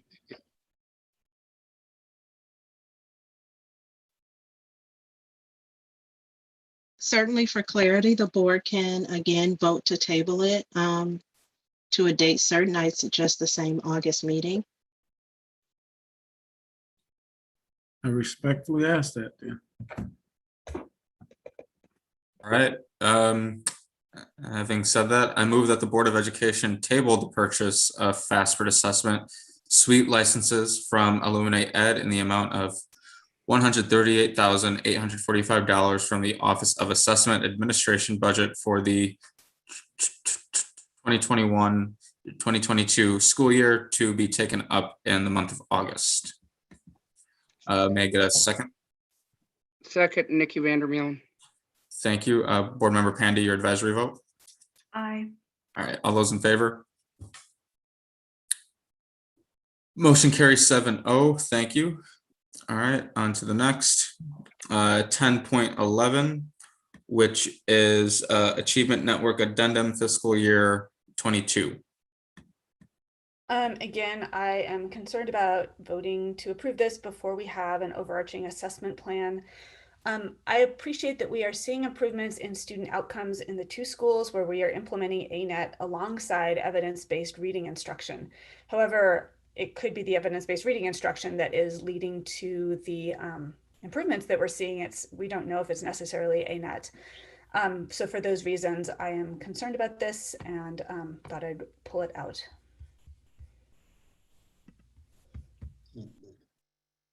I'm happy to address those concerns.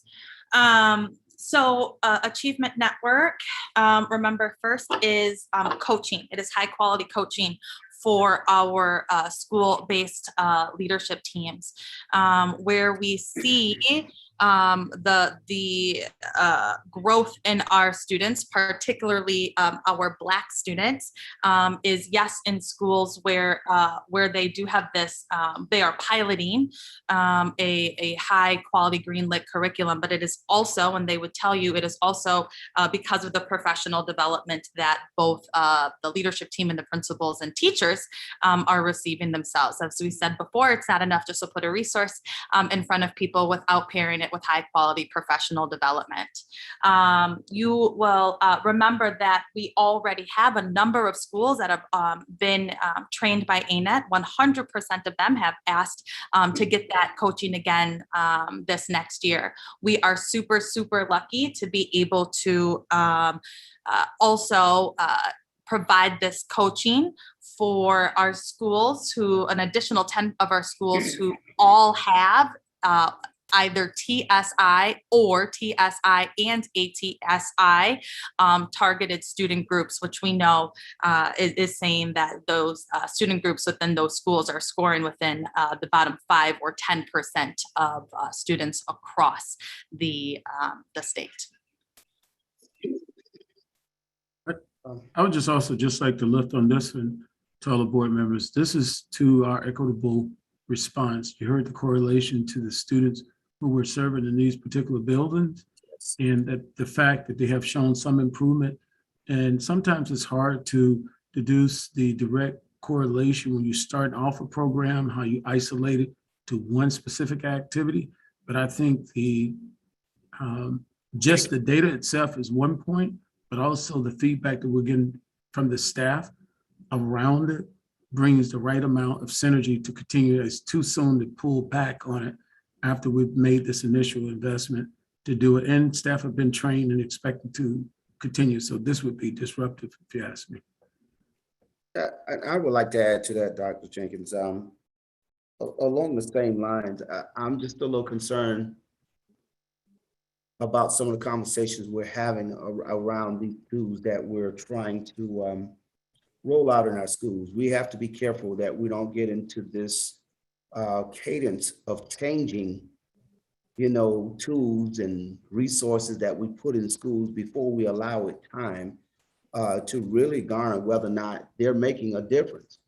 Second piece, and I'm gonna push in a little hard here when we talk about goal number 3 and goal number 2 in our strategic plan. I really want us to think deeply about what are we doing for Black children? Explicitly, what do we have out there for our Black children? Someone said something earlier today that really it just stuck with me, is resonating. It says something, and I'm paraphrasing that. Until you do right by Black children, until you do right by Black children, or if you don't do right by Black children, eventually you will lose. And what I'm trying to say is that eventually we will all see the effects of it. And I think we have identified something in its early infancy, or in its infancy, I should say, stage, something that we feel strongly about that is making a difference, you know, as we lean in to our Black students and ensuring that we're showing them up and making sure that they're getting what they need. And so I just appeal to everyone on this platform to consider that. You know, I just hope that we don't get into this circus where we're just going from one platform to the next without true investment in it and saying, hey, we're going to see this thing through and do it with fidelity and with intentionality to see the results that it could possibly yield. And I said this a long time ago. Perhaps it's not the program itself, you know, and that's not what we're leaning into.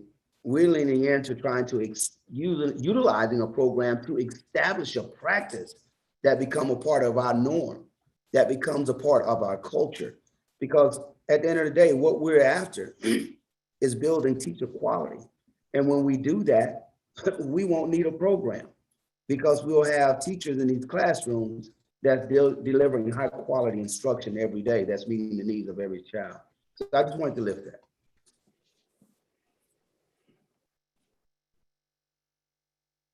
All right, thank you, Board Member Vandermill, and then Board Member Carusi. I agree that we need to focus on goal number 3. We absolutely do, and every child needs to learn, and those are very important things. I think our teachers oftentimes don't get the credit they need or the tools they need, and I think we're starting to finally get there. Problem is we've used ANET before, and I still don't have enough to know how well and if it's gotten there enough. I would like, if it was the cost for me, it was 100% the cost if I could double the amount of teaching time and half the amount we spend on ANET, or double the amount of reading strategy and half the amount on ANET, I would be perfectly fine with it, because I worry on the reading scores and I worry on how it's taught. Now, again, these tools, and they are tools, need to be done with fidelity. Dr. Pryor is 100% right, and this district doesn't always do that. And we need to be called out for not always doing that and not always following through. And I get that. The thing is we've only piloted it in 2 schools, and I just would like one more year of a pilot. I really would, and I'd be much more comfortable, but that's me. All right, Board Member Carusi, then Board Member Gomez-Schmidt. Thanks. I just want to remind folks that what we're voting on right now is not continuation in our 11 current schools. We already approved that. This is to add 10 more schools. And I remain concerned that in the 11 schools where we've been using ANET, we've only seen improvements in student outcomes in 2 of those schools, is my understanding. And in those 2 schools, we've been piloting an improved reading program. And I'm worried that like what we need to do is accelerate the reading in these 10 additional schools where we're seeing issues with student outcomes, not necessarily pilot ANET. I understand that we're doing both, but I don't know if ANET is actually the solution. I really wonder, because in 9 of the 11 schools, we haven't gotten a report or haven't seen improved student outcomes. It's the 2 schools where we did the reading that we saw the improvements. That reading curriculum, maybe expanding the pilot to schools that need it the most should be the intervention that we focus on, because I agree, goal 3 needs to be the goal. Goal 2 is critically important. And we need to look at the evidence to decide where we're going to invest our money to have the most impact on kids, in the, particularly our Black and brown students.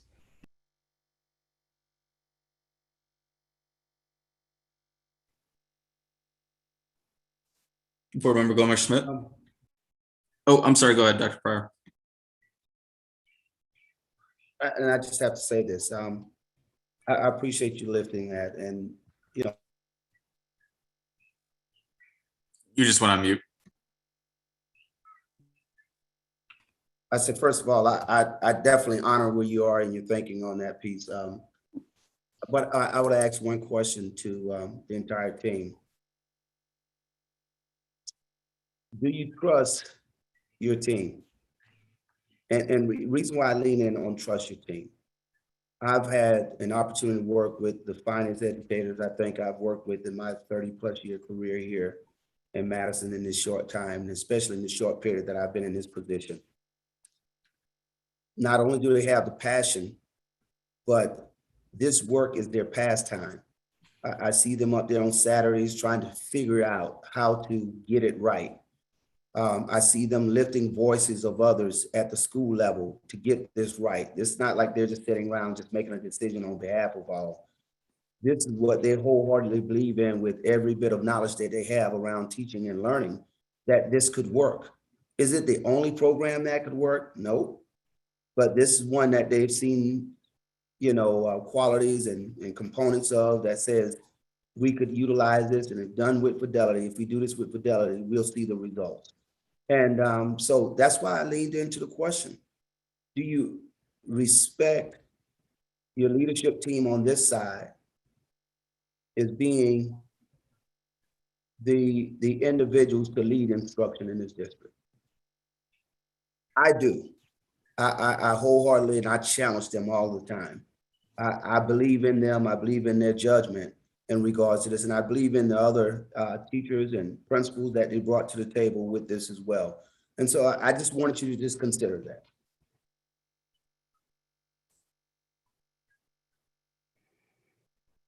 All right, Board Member Gomez-Schmidt, Board Member Vandermill, and then Board Member Pearson, and then we got to vote.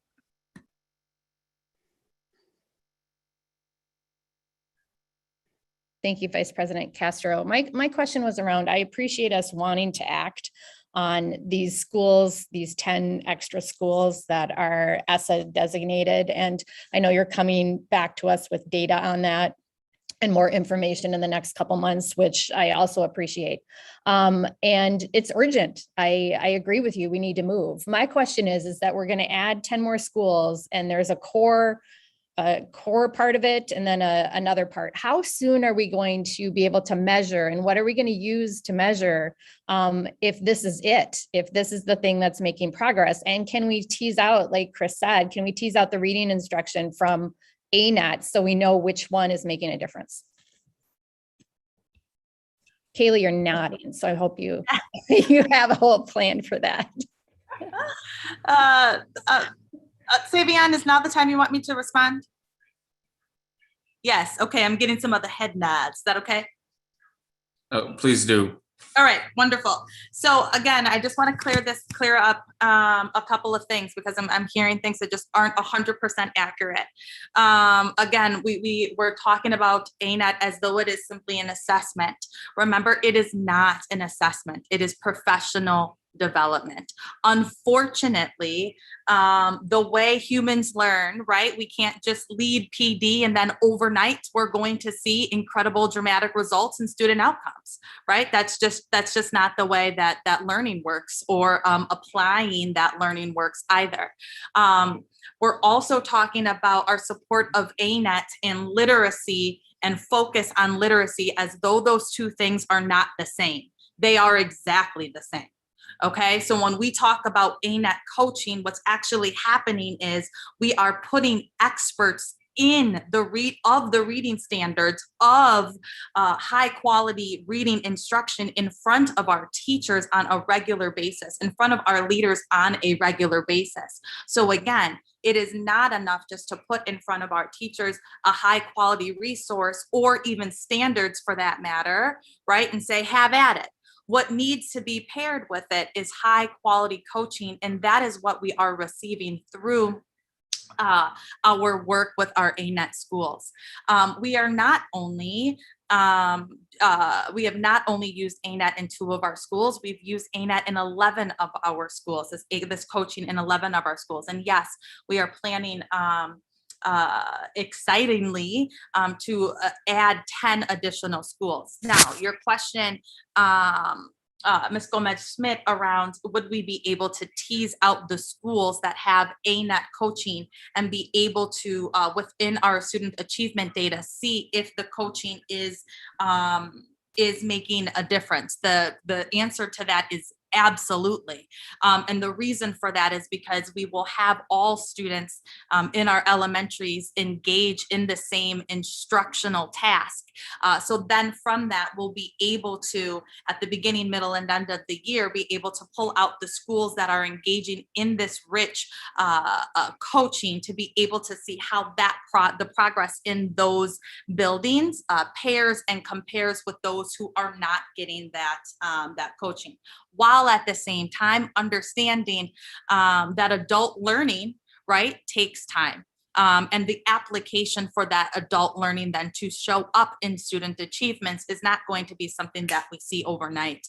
However, what we are going to see overnight are other changes, which is students having access to more high quality standards aligned materials, because now there are light bulbs and ahas where teachers are going, oh my gosh, I actually haven't been putting a third grade standard in front of my third graders. I've been putting a second or first grade standard. We will be seeing a change in practice first before we are seeing the immediate student results.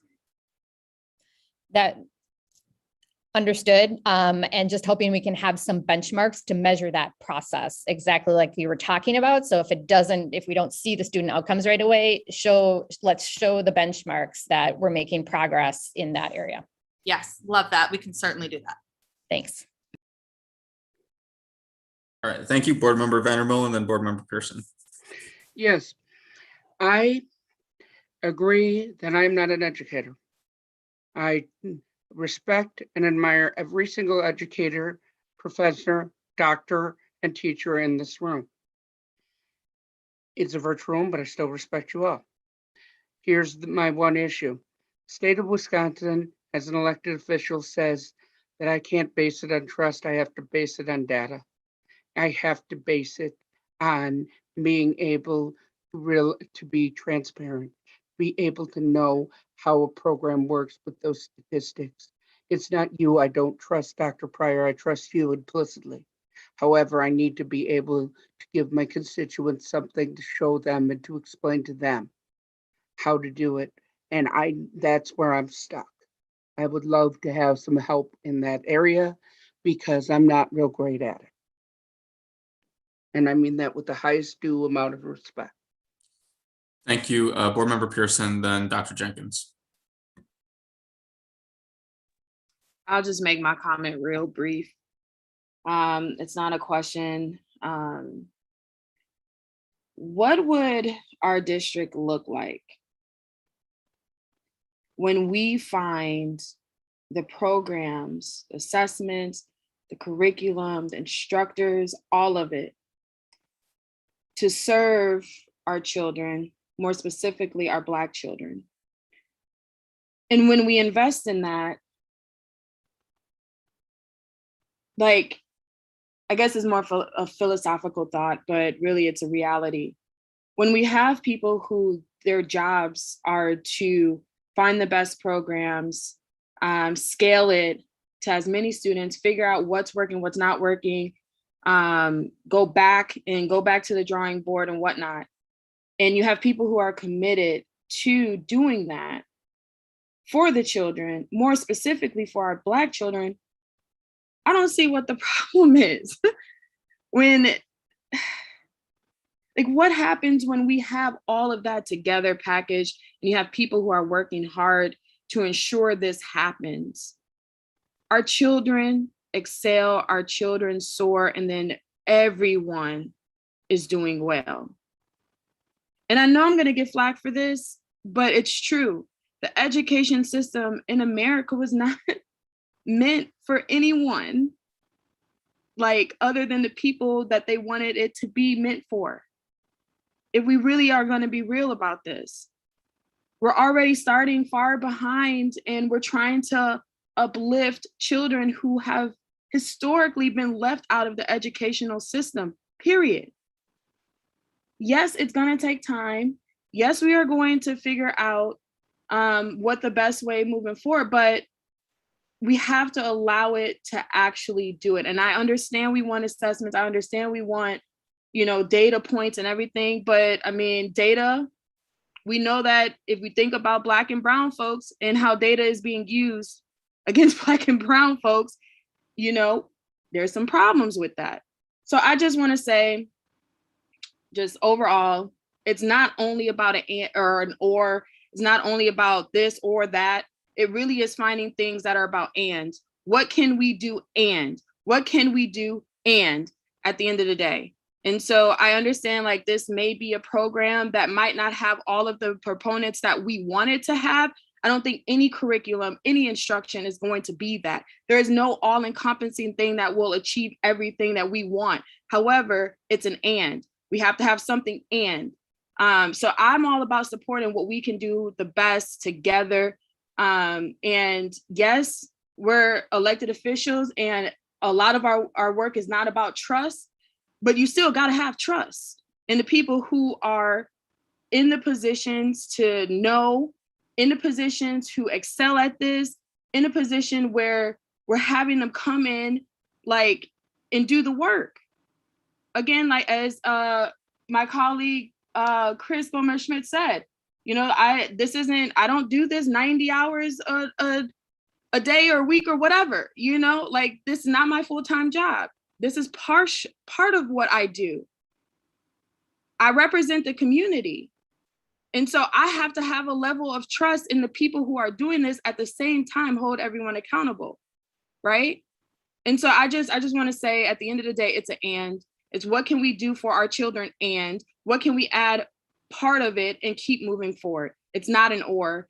And really these conversations get a lot when it's always like, well, or this or that, like, nah, it's and. So I'm gonna get off my soapbox and let the superintendent speak.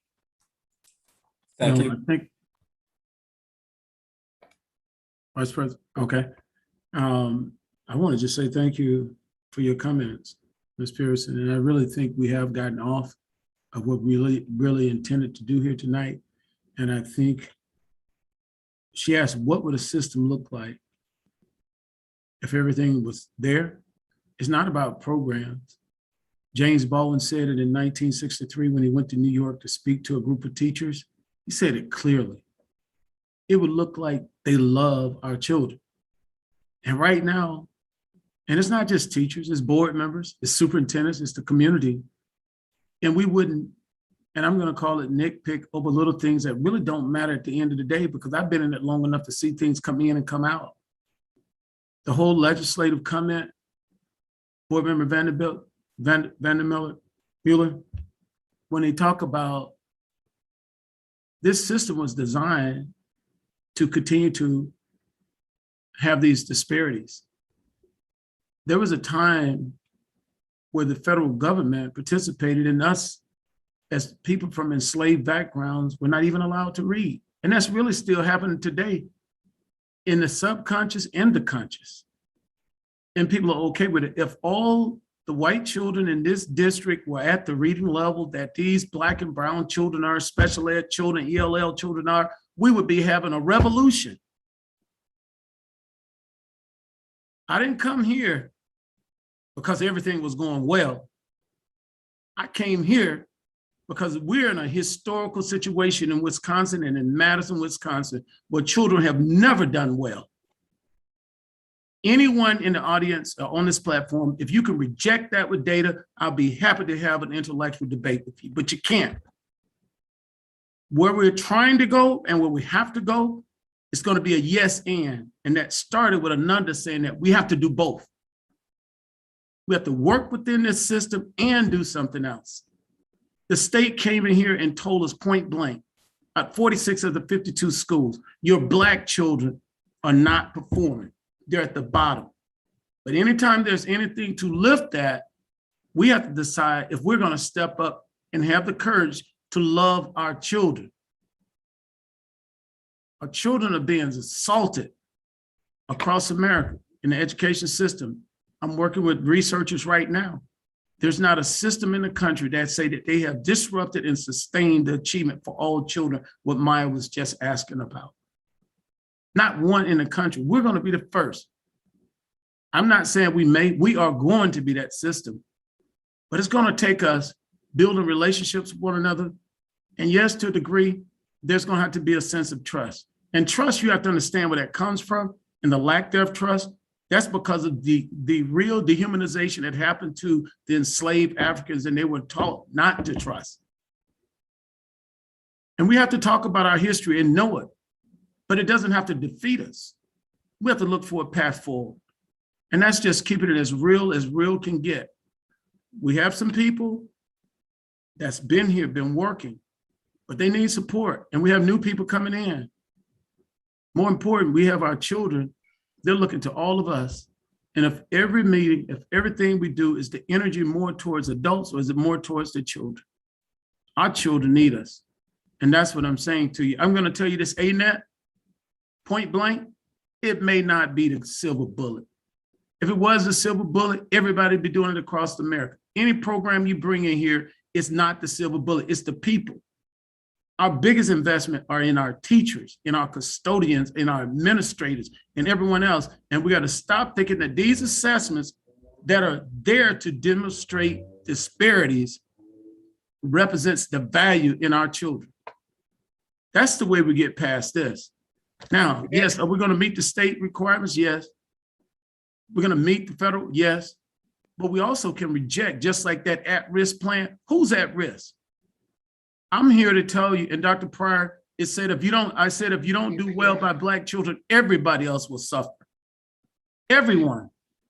Because you can't raise up this district or this country without knowing the ones who built it on our backs impacted the world. And if you don't recognize that, we're going to have problems for years to come. It's time. And I'm just at this point, these things on this agenda, we can take every last one of them off. We point blank can. If we're going to get people to love our children, then we can change those dollars in another way to help our children. But right now, we're not in that place. So I'm putting it before you, and I'm asking for your support so we can get started in a way that we're going to recognize the social, emotional, mental health well-being of our students and our staff. And let's not forget our parents. May I say one thing? Yes. I'd like to increase some of my history.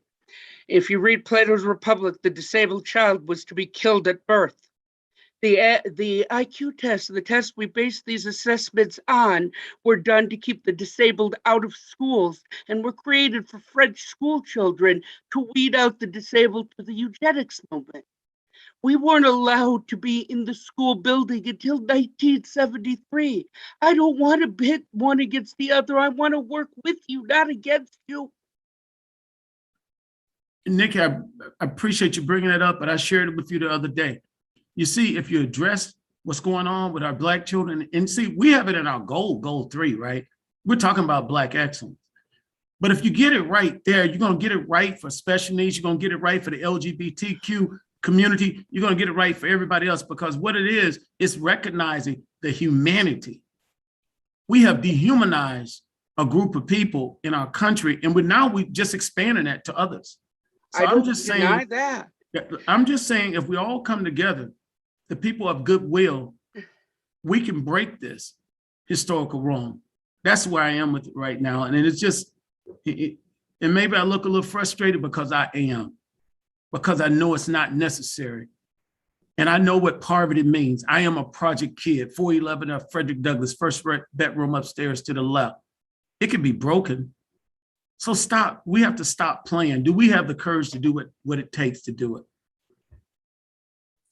Thank you so much for those comments, Dr. Jenkins. Board Member Murilli, then we got to wrap this up. Thank you so much, Vice President Castro, for facilitating this heated and important conversation. This is the conversation Madison is always afraid to have.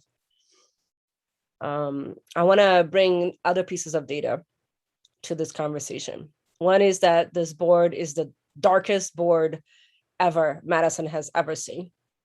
It's the darkest body of elected official in Wisconsin. We also have data around Black and Brown educators lasting in our educational system. And it's because of interactions like this. I do sense that there is a level of mistrust, and I hope that those issues gets resolved with Dr. Jenkins as soon as possible. I'm worried that Dr. Jenkins and also the darkest team that MMSD has ever seen are going to be are feeling this level of scrutiny and seeing this level of scrutiny as a sign of mistrust. Because I have not seen this level of scrutiny in any other superintendent before. I have. Not to this degree, Nikki. I would like- Not to this degree. Not to this degree. And I have I seen a have. lot of things being passed. This is my time, Nikki. I respected your time, and I also respected. You're right, and I apologize. I respected your I apologize. Go ahead. I was wrong. I have never seen to this degree. What our data also show in Wisconsin is that our educators have a low level of trust of our Black leaders. That is also true for the state of Wisconsin. So we really need to be mindful of how we interact in this public forum, and what is the message to our community around our trust on a superintendent that we took great measurements to hire, to retain, and to trust to assemble a fantastic team. And I trust every single one of them. Some of them I just got to know, and some of them, like Dr. Bell, like I've known for years, for decades. So I wanted to just really ask my colleagues to please, if you have issues, to take this with Dr. Jenkins, which is the person that responds to us directly, and to address those concerns directly to him, and to address concerns about our staff directly to him, and to address concerns around what we're doing. What we also know is that this is a very new administration. So we have not seen any data that supports this level of scrutiny either. I got on a board in a superintendent that was already like in a second term, and I hadn't seen this level of scrutiny about her leadership, not to this degree. So with that, thank you so much, Vice President Castro, for allowing me to say this. I'm very disappointed about this conversation. This is the conversation that Madison is very afraid to say it. I'm not going to partake in this conversation about who gets to be more oppressed. Many of us on this board were not allowed to be in education, period. So many of us can speak from that place. So there's no need for oppression of Olympics here. But what needs to happen is this sense of responsibility to what is our job and what is our responsibility for our district. And the levels of the scrutiny that's happening here is not, it's not different or innovative or feels hopeful to the types of things that we are trying to achieve. Thank you very much. Thank you, Board Member Marilli. Before I read the motion, I would like to encourage board members to avoid binary thinking. As has been stated in the past, there is no silver bullet to dynamic learning. And so we have to think about what tools in our toolkit do we want to utilize. In this instance, we are trying to head in a new direction with reading to improve reading outcomes for our students. We've got some of the highest reading disparities in the country. We're going to more explicit phonics instruction. The item that we are considering is professional development to help in that effort in terms of contracting with experts, things like that. Thank you, Ms. Jackson. And finally, I'd like to, we got 10 items that were removed from consent agenda. I think this is the 6th. And I would like to, again, avoid binary thinking and encourage what Dr. Latson-Billings told us during the retreat. Are we thinking big? Are we thinking about the future? And are we thinking bold? And so with that, I'm going to read the motion once I find it.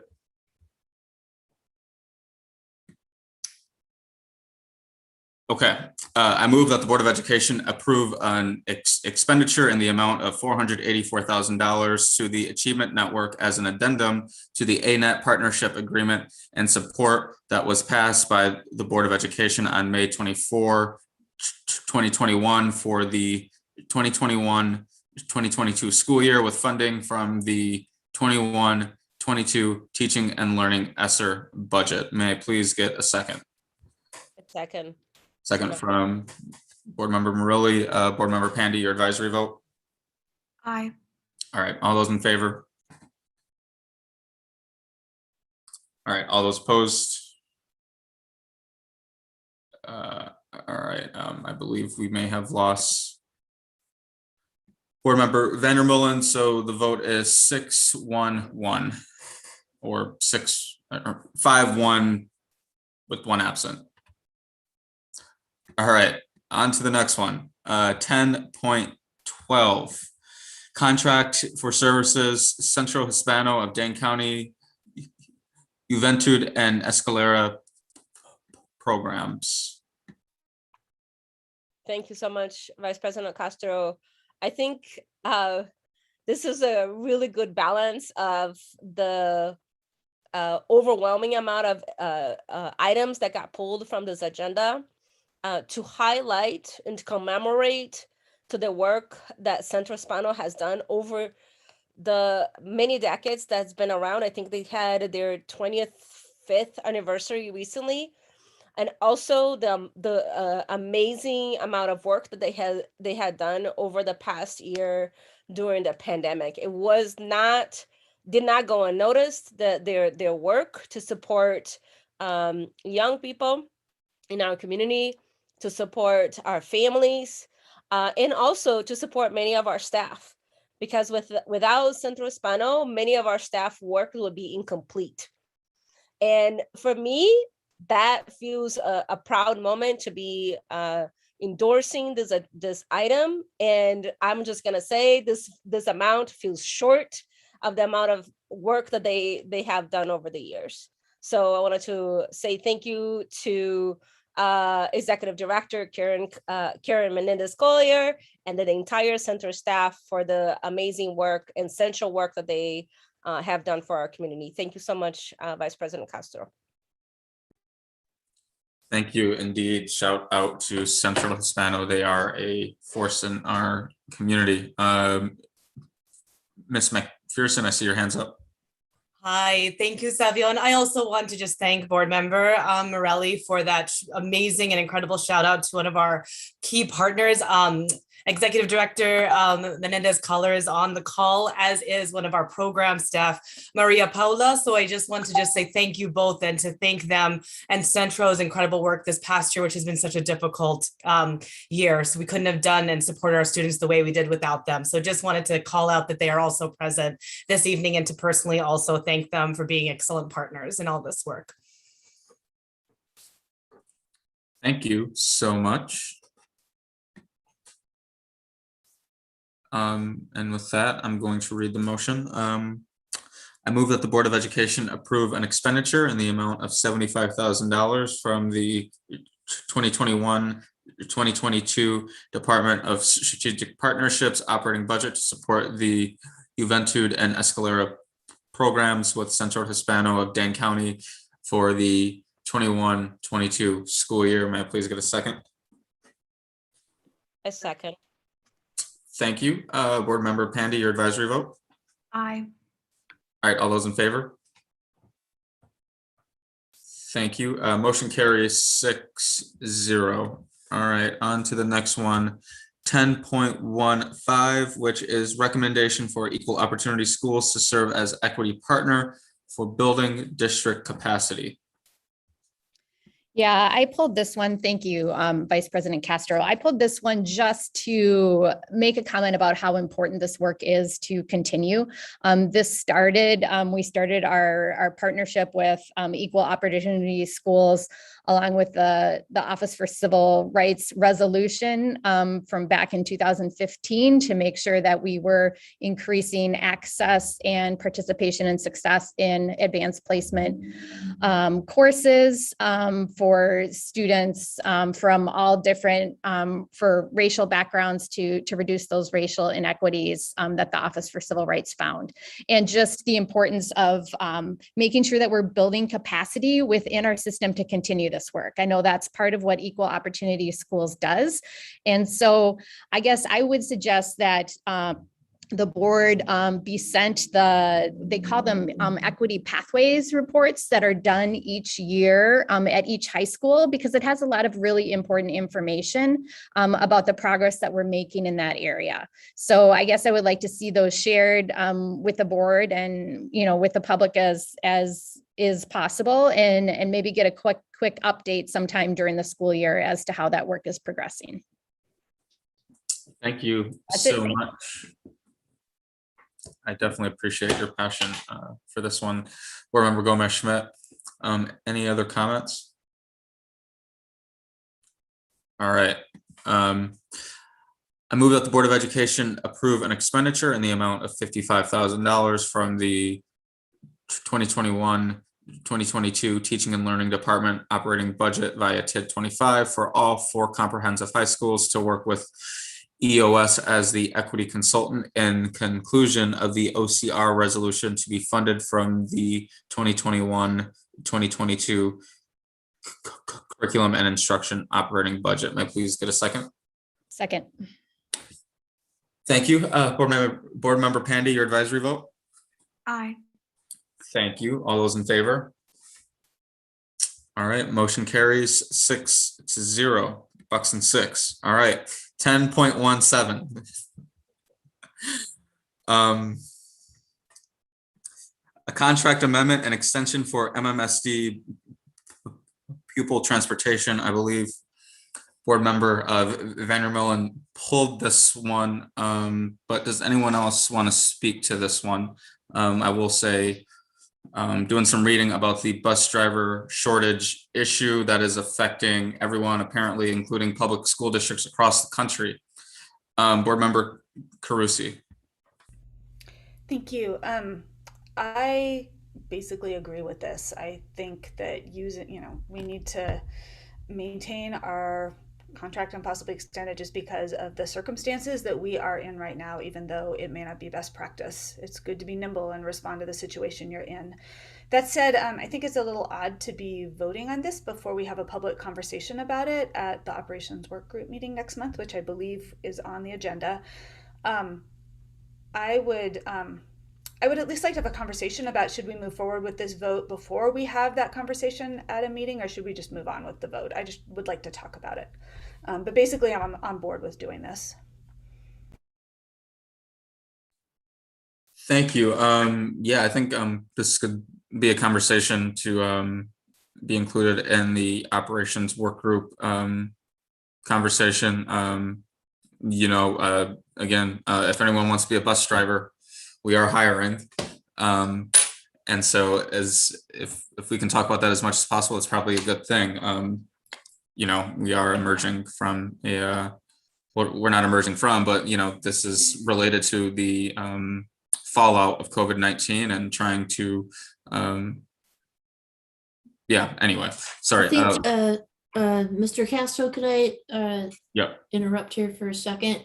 I think the reason that you see it on the agenda for next month in operations is because at one point it was planned to be on the agenda for operations, but then the situation changed because of our briefings meeting. So the individual questions about this item, then I believe we're taking care of there. So it is really not officially on the agenda for next month, unless Ms. Carusi wants to change that. I think it would not be a bad thing to have a public conversation about why we are doing this, which we could probably do in a short amount of time at operations next month. Madam Chair Muldrow, and then Dr. Jenkins, I see you unmuted as well. Thank you so much, Board Member Castro. I just want to say that I think I appreciate having the opportunity to talk about transportation at this time and to recognize our partnership with Badger Bus, in part because of all of the work that went into accommodating our youth and our safety during this last year, especially as we reopened schools. And so I think, continuing to be grateful for the benefits of this partnership and the commitment of our partners at Badger Bus to meet the needs of our young people, especially as we've required folks to be more flexible and more agile than ever before in meeting the needs of our young people, is just something I want to highlight as part of this conversation. I do think having a more expansive conversation around transportation is something that we can do and can do to a high quality extent. But I am for this vote. Thank you. Dr. Jenkins? I think Board Chair, Madam Chair, just explained everything or made the comments I was going to say, and then also had an opportunity to meet with Badger's leadership. And definitely, I think it's in line, though, Ms. Carusi, let's have this public conversation about it, so everyone can just see where we are, because this was too during some very challenging time that we asked them to pivot on many occasions. But I just want to make sure going forward, we are where we need to be with the conversation and our level of comfort too. So yes, I agree. Keep it on the agenda. Thank you. Yeah, sounds like we will be talking about this in August. Again, from what I've learned from Ms. Hohen and the team and Dr. Hodo is that, this is an issue that's affecting school districts across the country. And so we should talk about it because we need some collective solutions as well. And so with that, I will read the motion. I move that the Board of Education approve an amendment to the existing contract and a one-year extension for MMSD pupil transportation for the 22-23 school year, which would allow for a longer RFP process timeline, an additional year to return to a new norm, provide more recent and stable transportation data for the RFP process, and reduce the challenges, uncertainties, and risks that may impact participation by vendors, their proposed costs, and their ability to acquire assets and properly staff. May I please get a motion? Second, Ananda. Thank you. Board Member Pandy, your advisory vote? Aye. All right, all those in favor? All right, 6-0. About that. All right, let's see here. On to 10.24. Open POs for weekly produce bid. Thank you. So I pulled this one. In past years, REAP Food Group has been included on the list of vendors that we're putting on this open PO. REAP plays a critically important role in our district in providing locally grown food for our students, particularly locally grown fresh fruits and vegetables for the schools in the USDA Fresh Fruit and Vegetable Snack Program. I am curious why they are not included in the list this year, and I actually would like to propose an amendment to include them.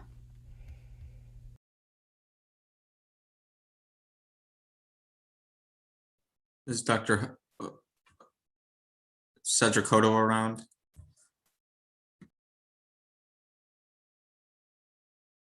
Michelle Smith is here.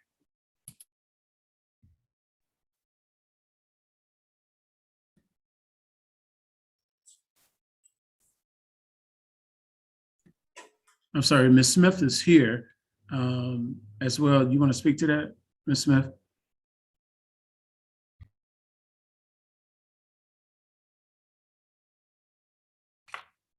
I'm sorry, I was trying to unmute. That's okay. Can you repeat the question again? I'm sorry. Sure. Welcome. My Thank you. question is, in past years, on this motion, this annual motion to pre-approve some vendors who will then submit contracts and bids, we've included REAP Food Group on the list of vendors, and REAP plays a really important role in this district in connecting children to locally grown food, particularly locally grown produce in the snack program. And I'm curious why they're not on the list of vendors this year, and I'm thinking I would like to amend this to include REAP Food Group unless there's like a technical reason or a legal reason why we haven't included them. I think this was the issue where they put in a bid and they had already pre-listed the things that they were going to guarantee that they would be able to supply us. And then we received an email that said that they weren't going to be able to, I guess, produce some of the items that they had on the bid list. So they wanted to revise it and I guess submit it back in. So we did allow them to, I sent it back to them to say, hey, look, you can revise your list. And as soon as you revise it, we'll take a look at it. So I did tell that to them. That is super helpful. Thank you so much for that. Are you clarification. welcome? All right, thank you so much. That yeah, sounds like an explanation. All right, I move that the Board of Education approve produce purchases from Perfection Produce, Lafredo Fresh Produce, V Marchese, and Baraboo Cisco, totaling $421,750 from the 2021-2022 Food and Nutrition Operating Budget, Fund 50. Exact vendor expenditures will be based on the weekly produce bid taking place during the 21-22 school year. May I please get a second? Second. Thank you. Board Member Pandy, your advisory vote. Aye. Thank you. All those in favor? Aye. Board Member Muldrow. Aye.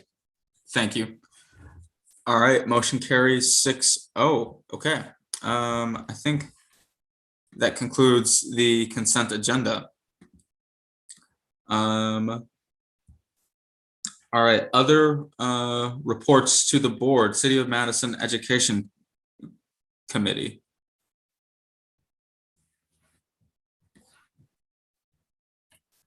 Board members Marilli or Gomes-Schmidt.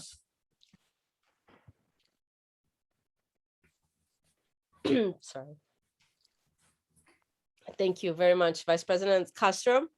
From our last meeting on July 14th, we had an update on the Digital Inclusion Task Force. And thank you so much for being a member of that task force and your leadership around it.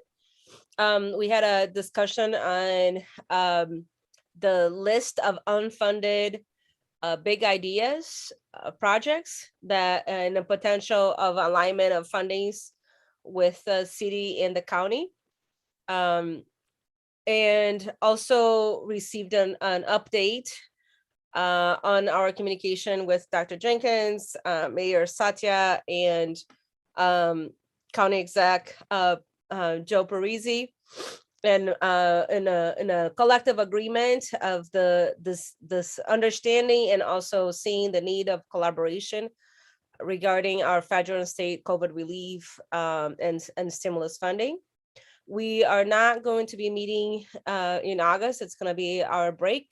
We'll resume our meeting in September, and hoping to continue to do really great work around elevating the need for digital inclusion, as well as supporting our students and families around the priority areas, in particular around student employment, students experiencing homelessness, mental health,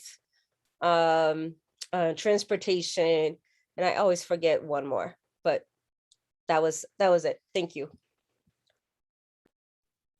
Thank you so much. Student Senate. Yeah, well, we're excited for this year to start and the school year, and I have not much to update. We're on summer break, but we're excited to gather with the students and talk about vaccination and masks in the school district this year, especially as we're going back. Thank you so much. I hope you are enjoying your summer, and yeah, very good to see you here. I think this is your second meeting. Very cool. All right, MSCR Advisory Committee. To my knowledge, there has not been a meeting held since our last regular meeting. And I do think that they will begin to meet in August, but we will keep folks aware of that.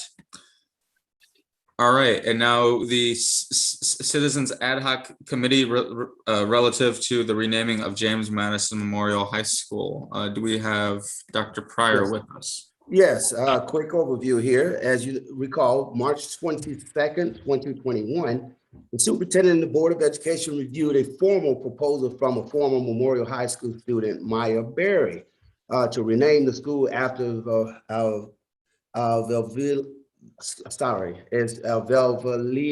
Phillips, excuse me. As a result, an ad hoc citizens renaming committee was appointed by the Board of Education on April 26, 2021, and was given the charge to follow board policy 6700 to move the proposal through the renaming process. During the period of March 23rd through April 23rd, excuse me, proposals were sought through the district's MMSD webs page. We have received over 80 unedited proposals, and many of them were duplicates. And after we resolved all the duplicates, we realized 26 different names that was put forth for consideration. Each of the 26 names were researched and to ensure that indeed they qualified and met the qualifications for consideration. The ad hoc committee led by the committee chair, Julian Waters, had their first meeting on July the 7th. This meeting was again led by Julian Walters, and I must say that he did an outstanding job in leading the group. The focus of that meeting was number one, for the committee members to really meet each other and really discuss ways of working. They hashed that out, and Julian did a great job articulating with the committee members the work and the tasks that they had before them. During that meeting, they discussed the rubric that would be used to score all of the proposals that was put forth. And they decided that they would give themselves homework and take those proposals home and individually score them and submit them, then come back together and have a robust conversation and their hopes of trying to resolve that down to one viable candidate, no more than 3 to present to the Board of Education for consideration. And along with that, or in addition to that, it was stated that they thought that they needed to do a better job advertising this to the larger community. And so it was stated that they will push out more correspondence regarding this initiative to the Memorial students, to the PTSO, to the general public at large throughout the process. And so that's where we are right now. And again, I would have to say this, that I thought that we had an excellent pool of committee members that ranged from students to just community members. And so the voice of all stakeholders should be heard in this process. Thank you so much, Dr. Pryor. Another shout out to Julian Walters, who's a friend and also a member of the state champion basketball team for Memorial as well. So, and I would add, he's with us tonight as well. So again, big shout out to him. Thank you. All right, next order of business. Okay, so oh, lovely. Okay, 14.1 recommended action, alternate additions to the Citizens Ad Hoc Committee relative to the renaming of Memorial High School. I move that the following people who were recommended as alternates be appointed to the Ad Hoc Citizens Committee relative to the renaming of Memorial High School: David Agayo and Mark Clear. May I please get a second? Second. Thank you. Second from Gomez-Schmidt. Any discussion? Board Member Gomez-Schmidt. Yeah, I actually had a question about, I think the memo or the document that was included the original list of committee members. Do we have an updated list of who's on the committee? And because we had a list of committee members and we had 2 alternates or 3 alternates, and now we're needing to select more alternates. So just curious if we can get that updated list. Yes, we Sure can can. ensure. Okay, I'm sorry, Barbara. Certainly, we can put that in the next weekly update. Okay, thank you. Thank you so much. Any other discussion? All right, Board Member Pandy, your advisory vote. Aye. All those in favor? Motion carries 6-0. Thank you. All right. Shorewood Hills TID number 3 amendment. Board Member Carusi, did you want to speak to this at all, or? Yeah, I can give a quick summary of what we're voting on before you read the motion, if that's okay. Yeah, thank you. Go ahead. Yeah. Sure. So this is Shorewood Hills TID number 3, and it's an amendment. And the amendment is to extend the life of the TID by 3 years and to increase the expenditures by about 8.6 million. To give you a sense of where this TID is located, it includes the area around Marshall Court and then the north side of University Avenue that's adjoining Shorewood Hills, particularly on the southeast end of the village, I believe. The reason for this amendment is basically flooding. The vast majority of this funding, $6.6 million of it, is going towards the University Avenue reconstruction project, which will provide stormwater improvements. A small amount of it is going to fund a pedestrian and bike overpass on University Bay Drive, which will help particularly high students who go to West have a safe route to school. A much smaller amount of the amendment will go towards affordable housing units being developed on Marshall Court, and then a small amount for administrative costs. The administration did an analysis of the finances and found them to be sound. 8.6 million is a very small amount of the Mmsd tax base of $29 billion. And while we always like to see our TIDs close early or on time, there are good reasons in this case to extend the TID for 3 years.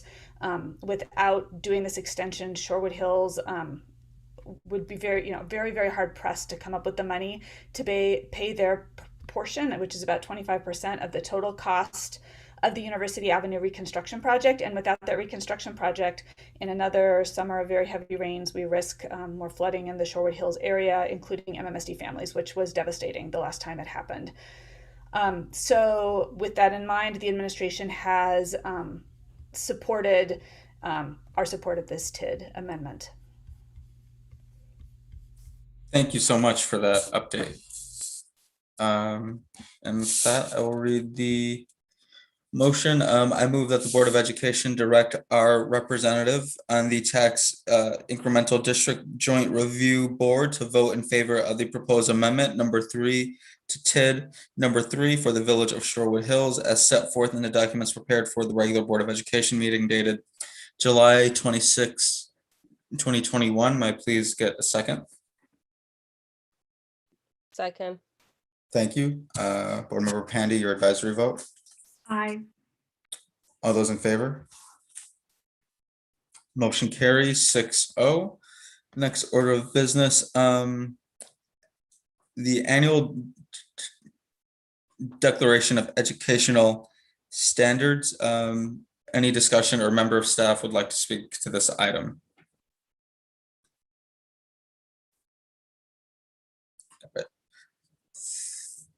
All right.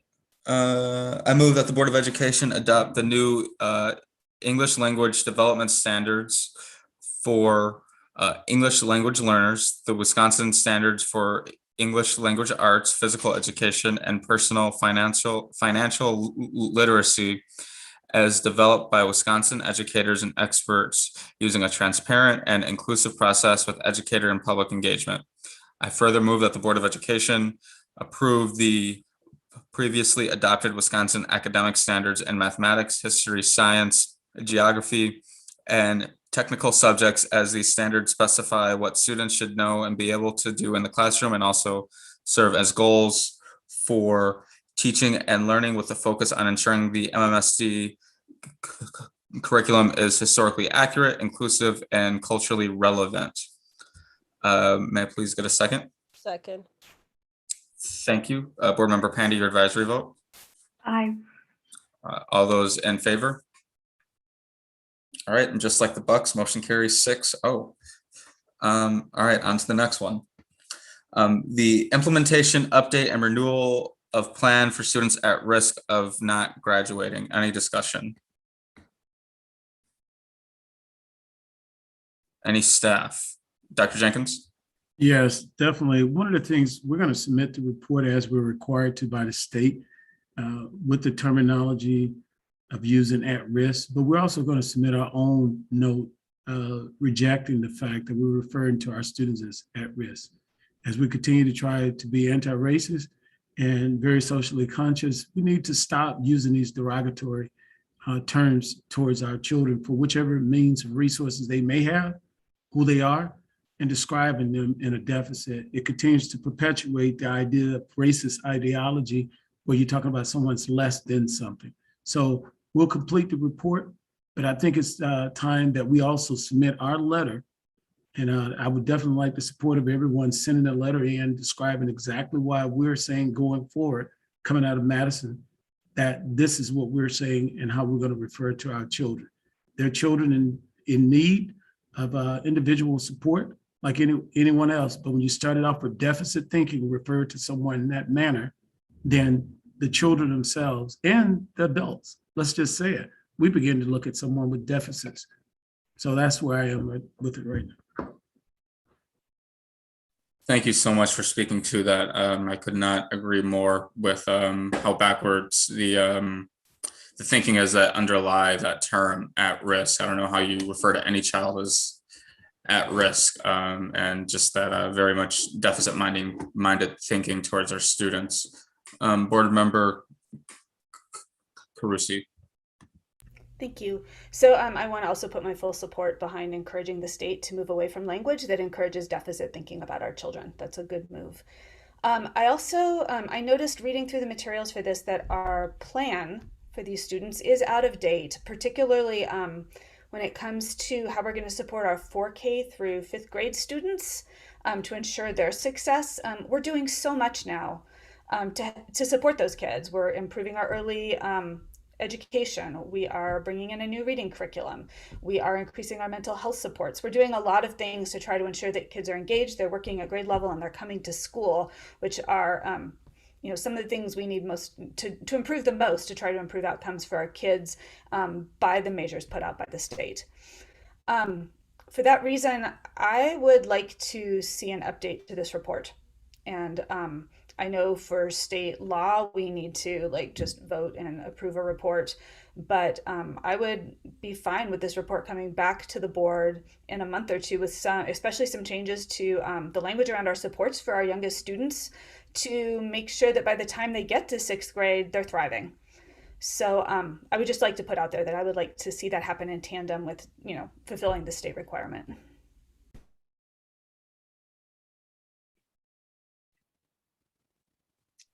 Chris, that's a really good point. I will make the adjustments in the plan, knowing that we are have a multidimensional project related to early literacy and beyond. That certainly should be detailed in there. The idea behind the plan is that it fits within our approach in terms of how schools are supporting students and families in these areas. And so that certainly will be supports that schools can co-construct with families and students moving forward. So I'll make those updates. I'd ask legal counsel to see if that needs to be then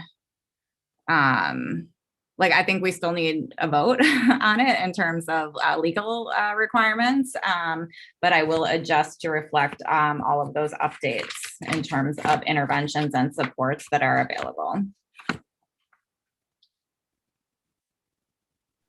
Do we need an amendment that reflects the language, the added language?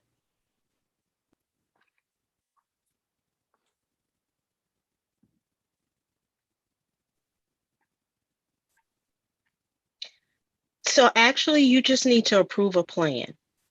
The statute doesn't reflect any particular language. It's just that the board has to approve a plan and it has to be submitted by August 15th.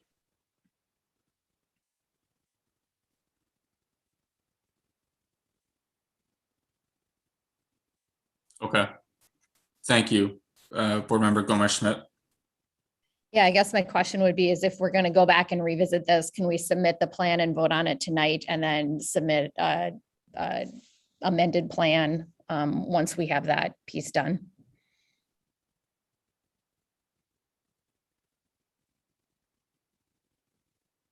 Is that possible with DPI? Yeah, that's my question. Yeah. I would defer to legal counsel on that.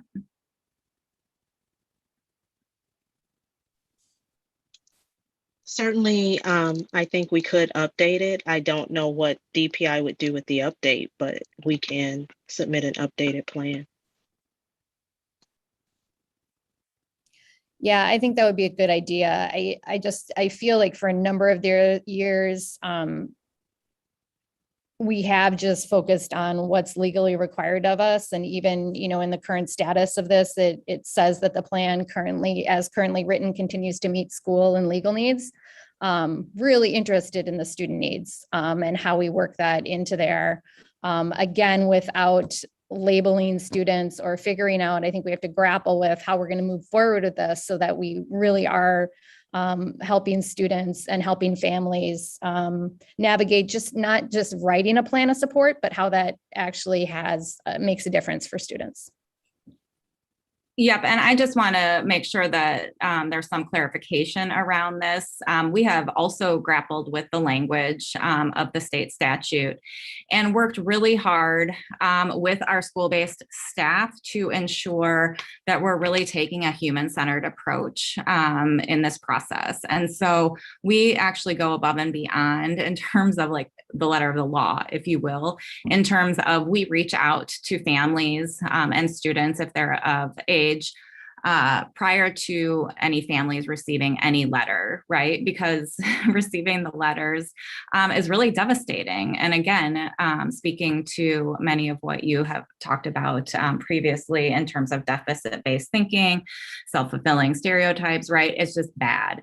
And so the fact that we reach out through phone call or in-person home visits or meeting at a place that is convenient for families prior to receiving the letter, and really approaching it from one of engagement and joining rather than othering. And then the process starts with co-constructing a plan. So it's not that the plan is done to students and families, but that their voice is authentically heard and programmed systematically for.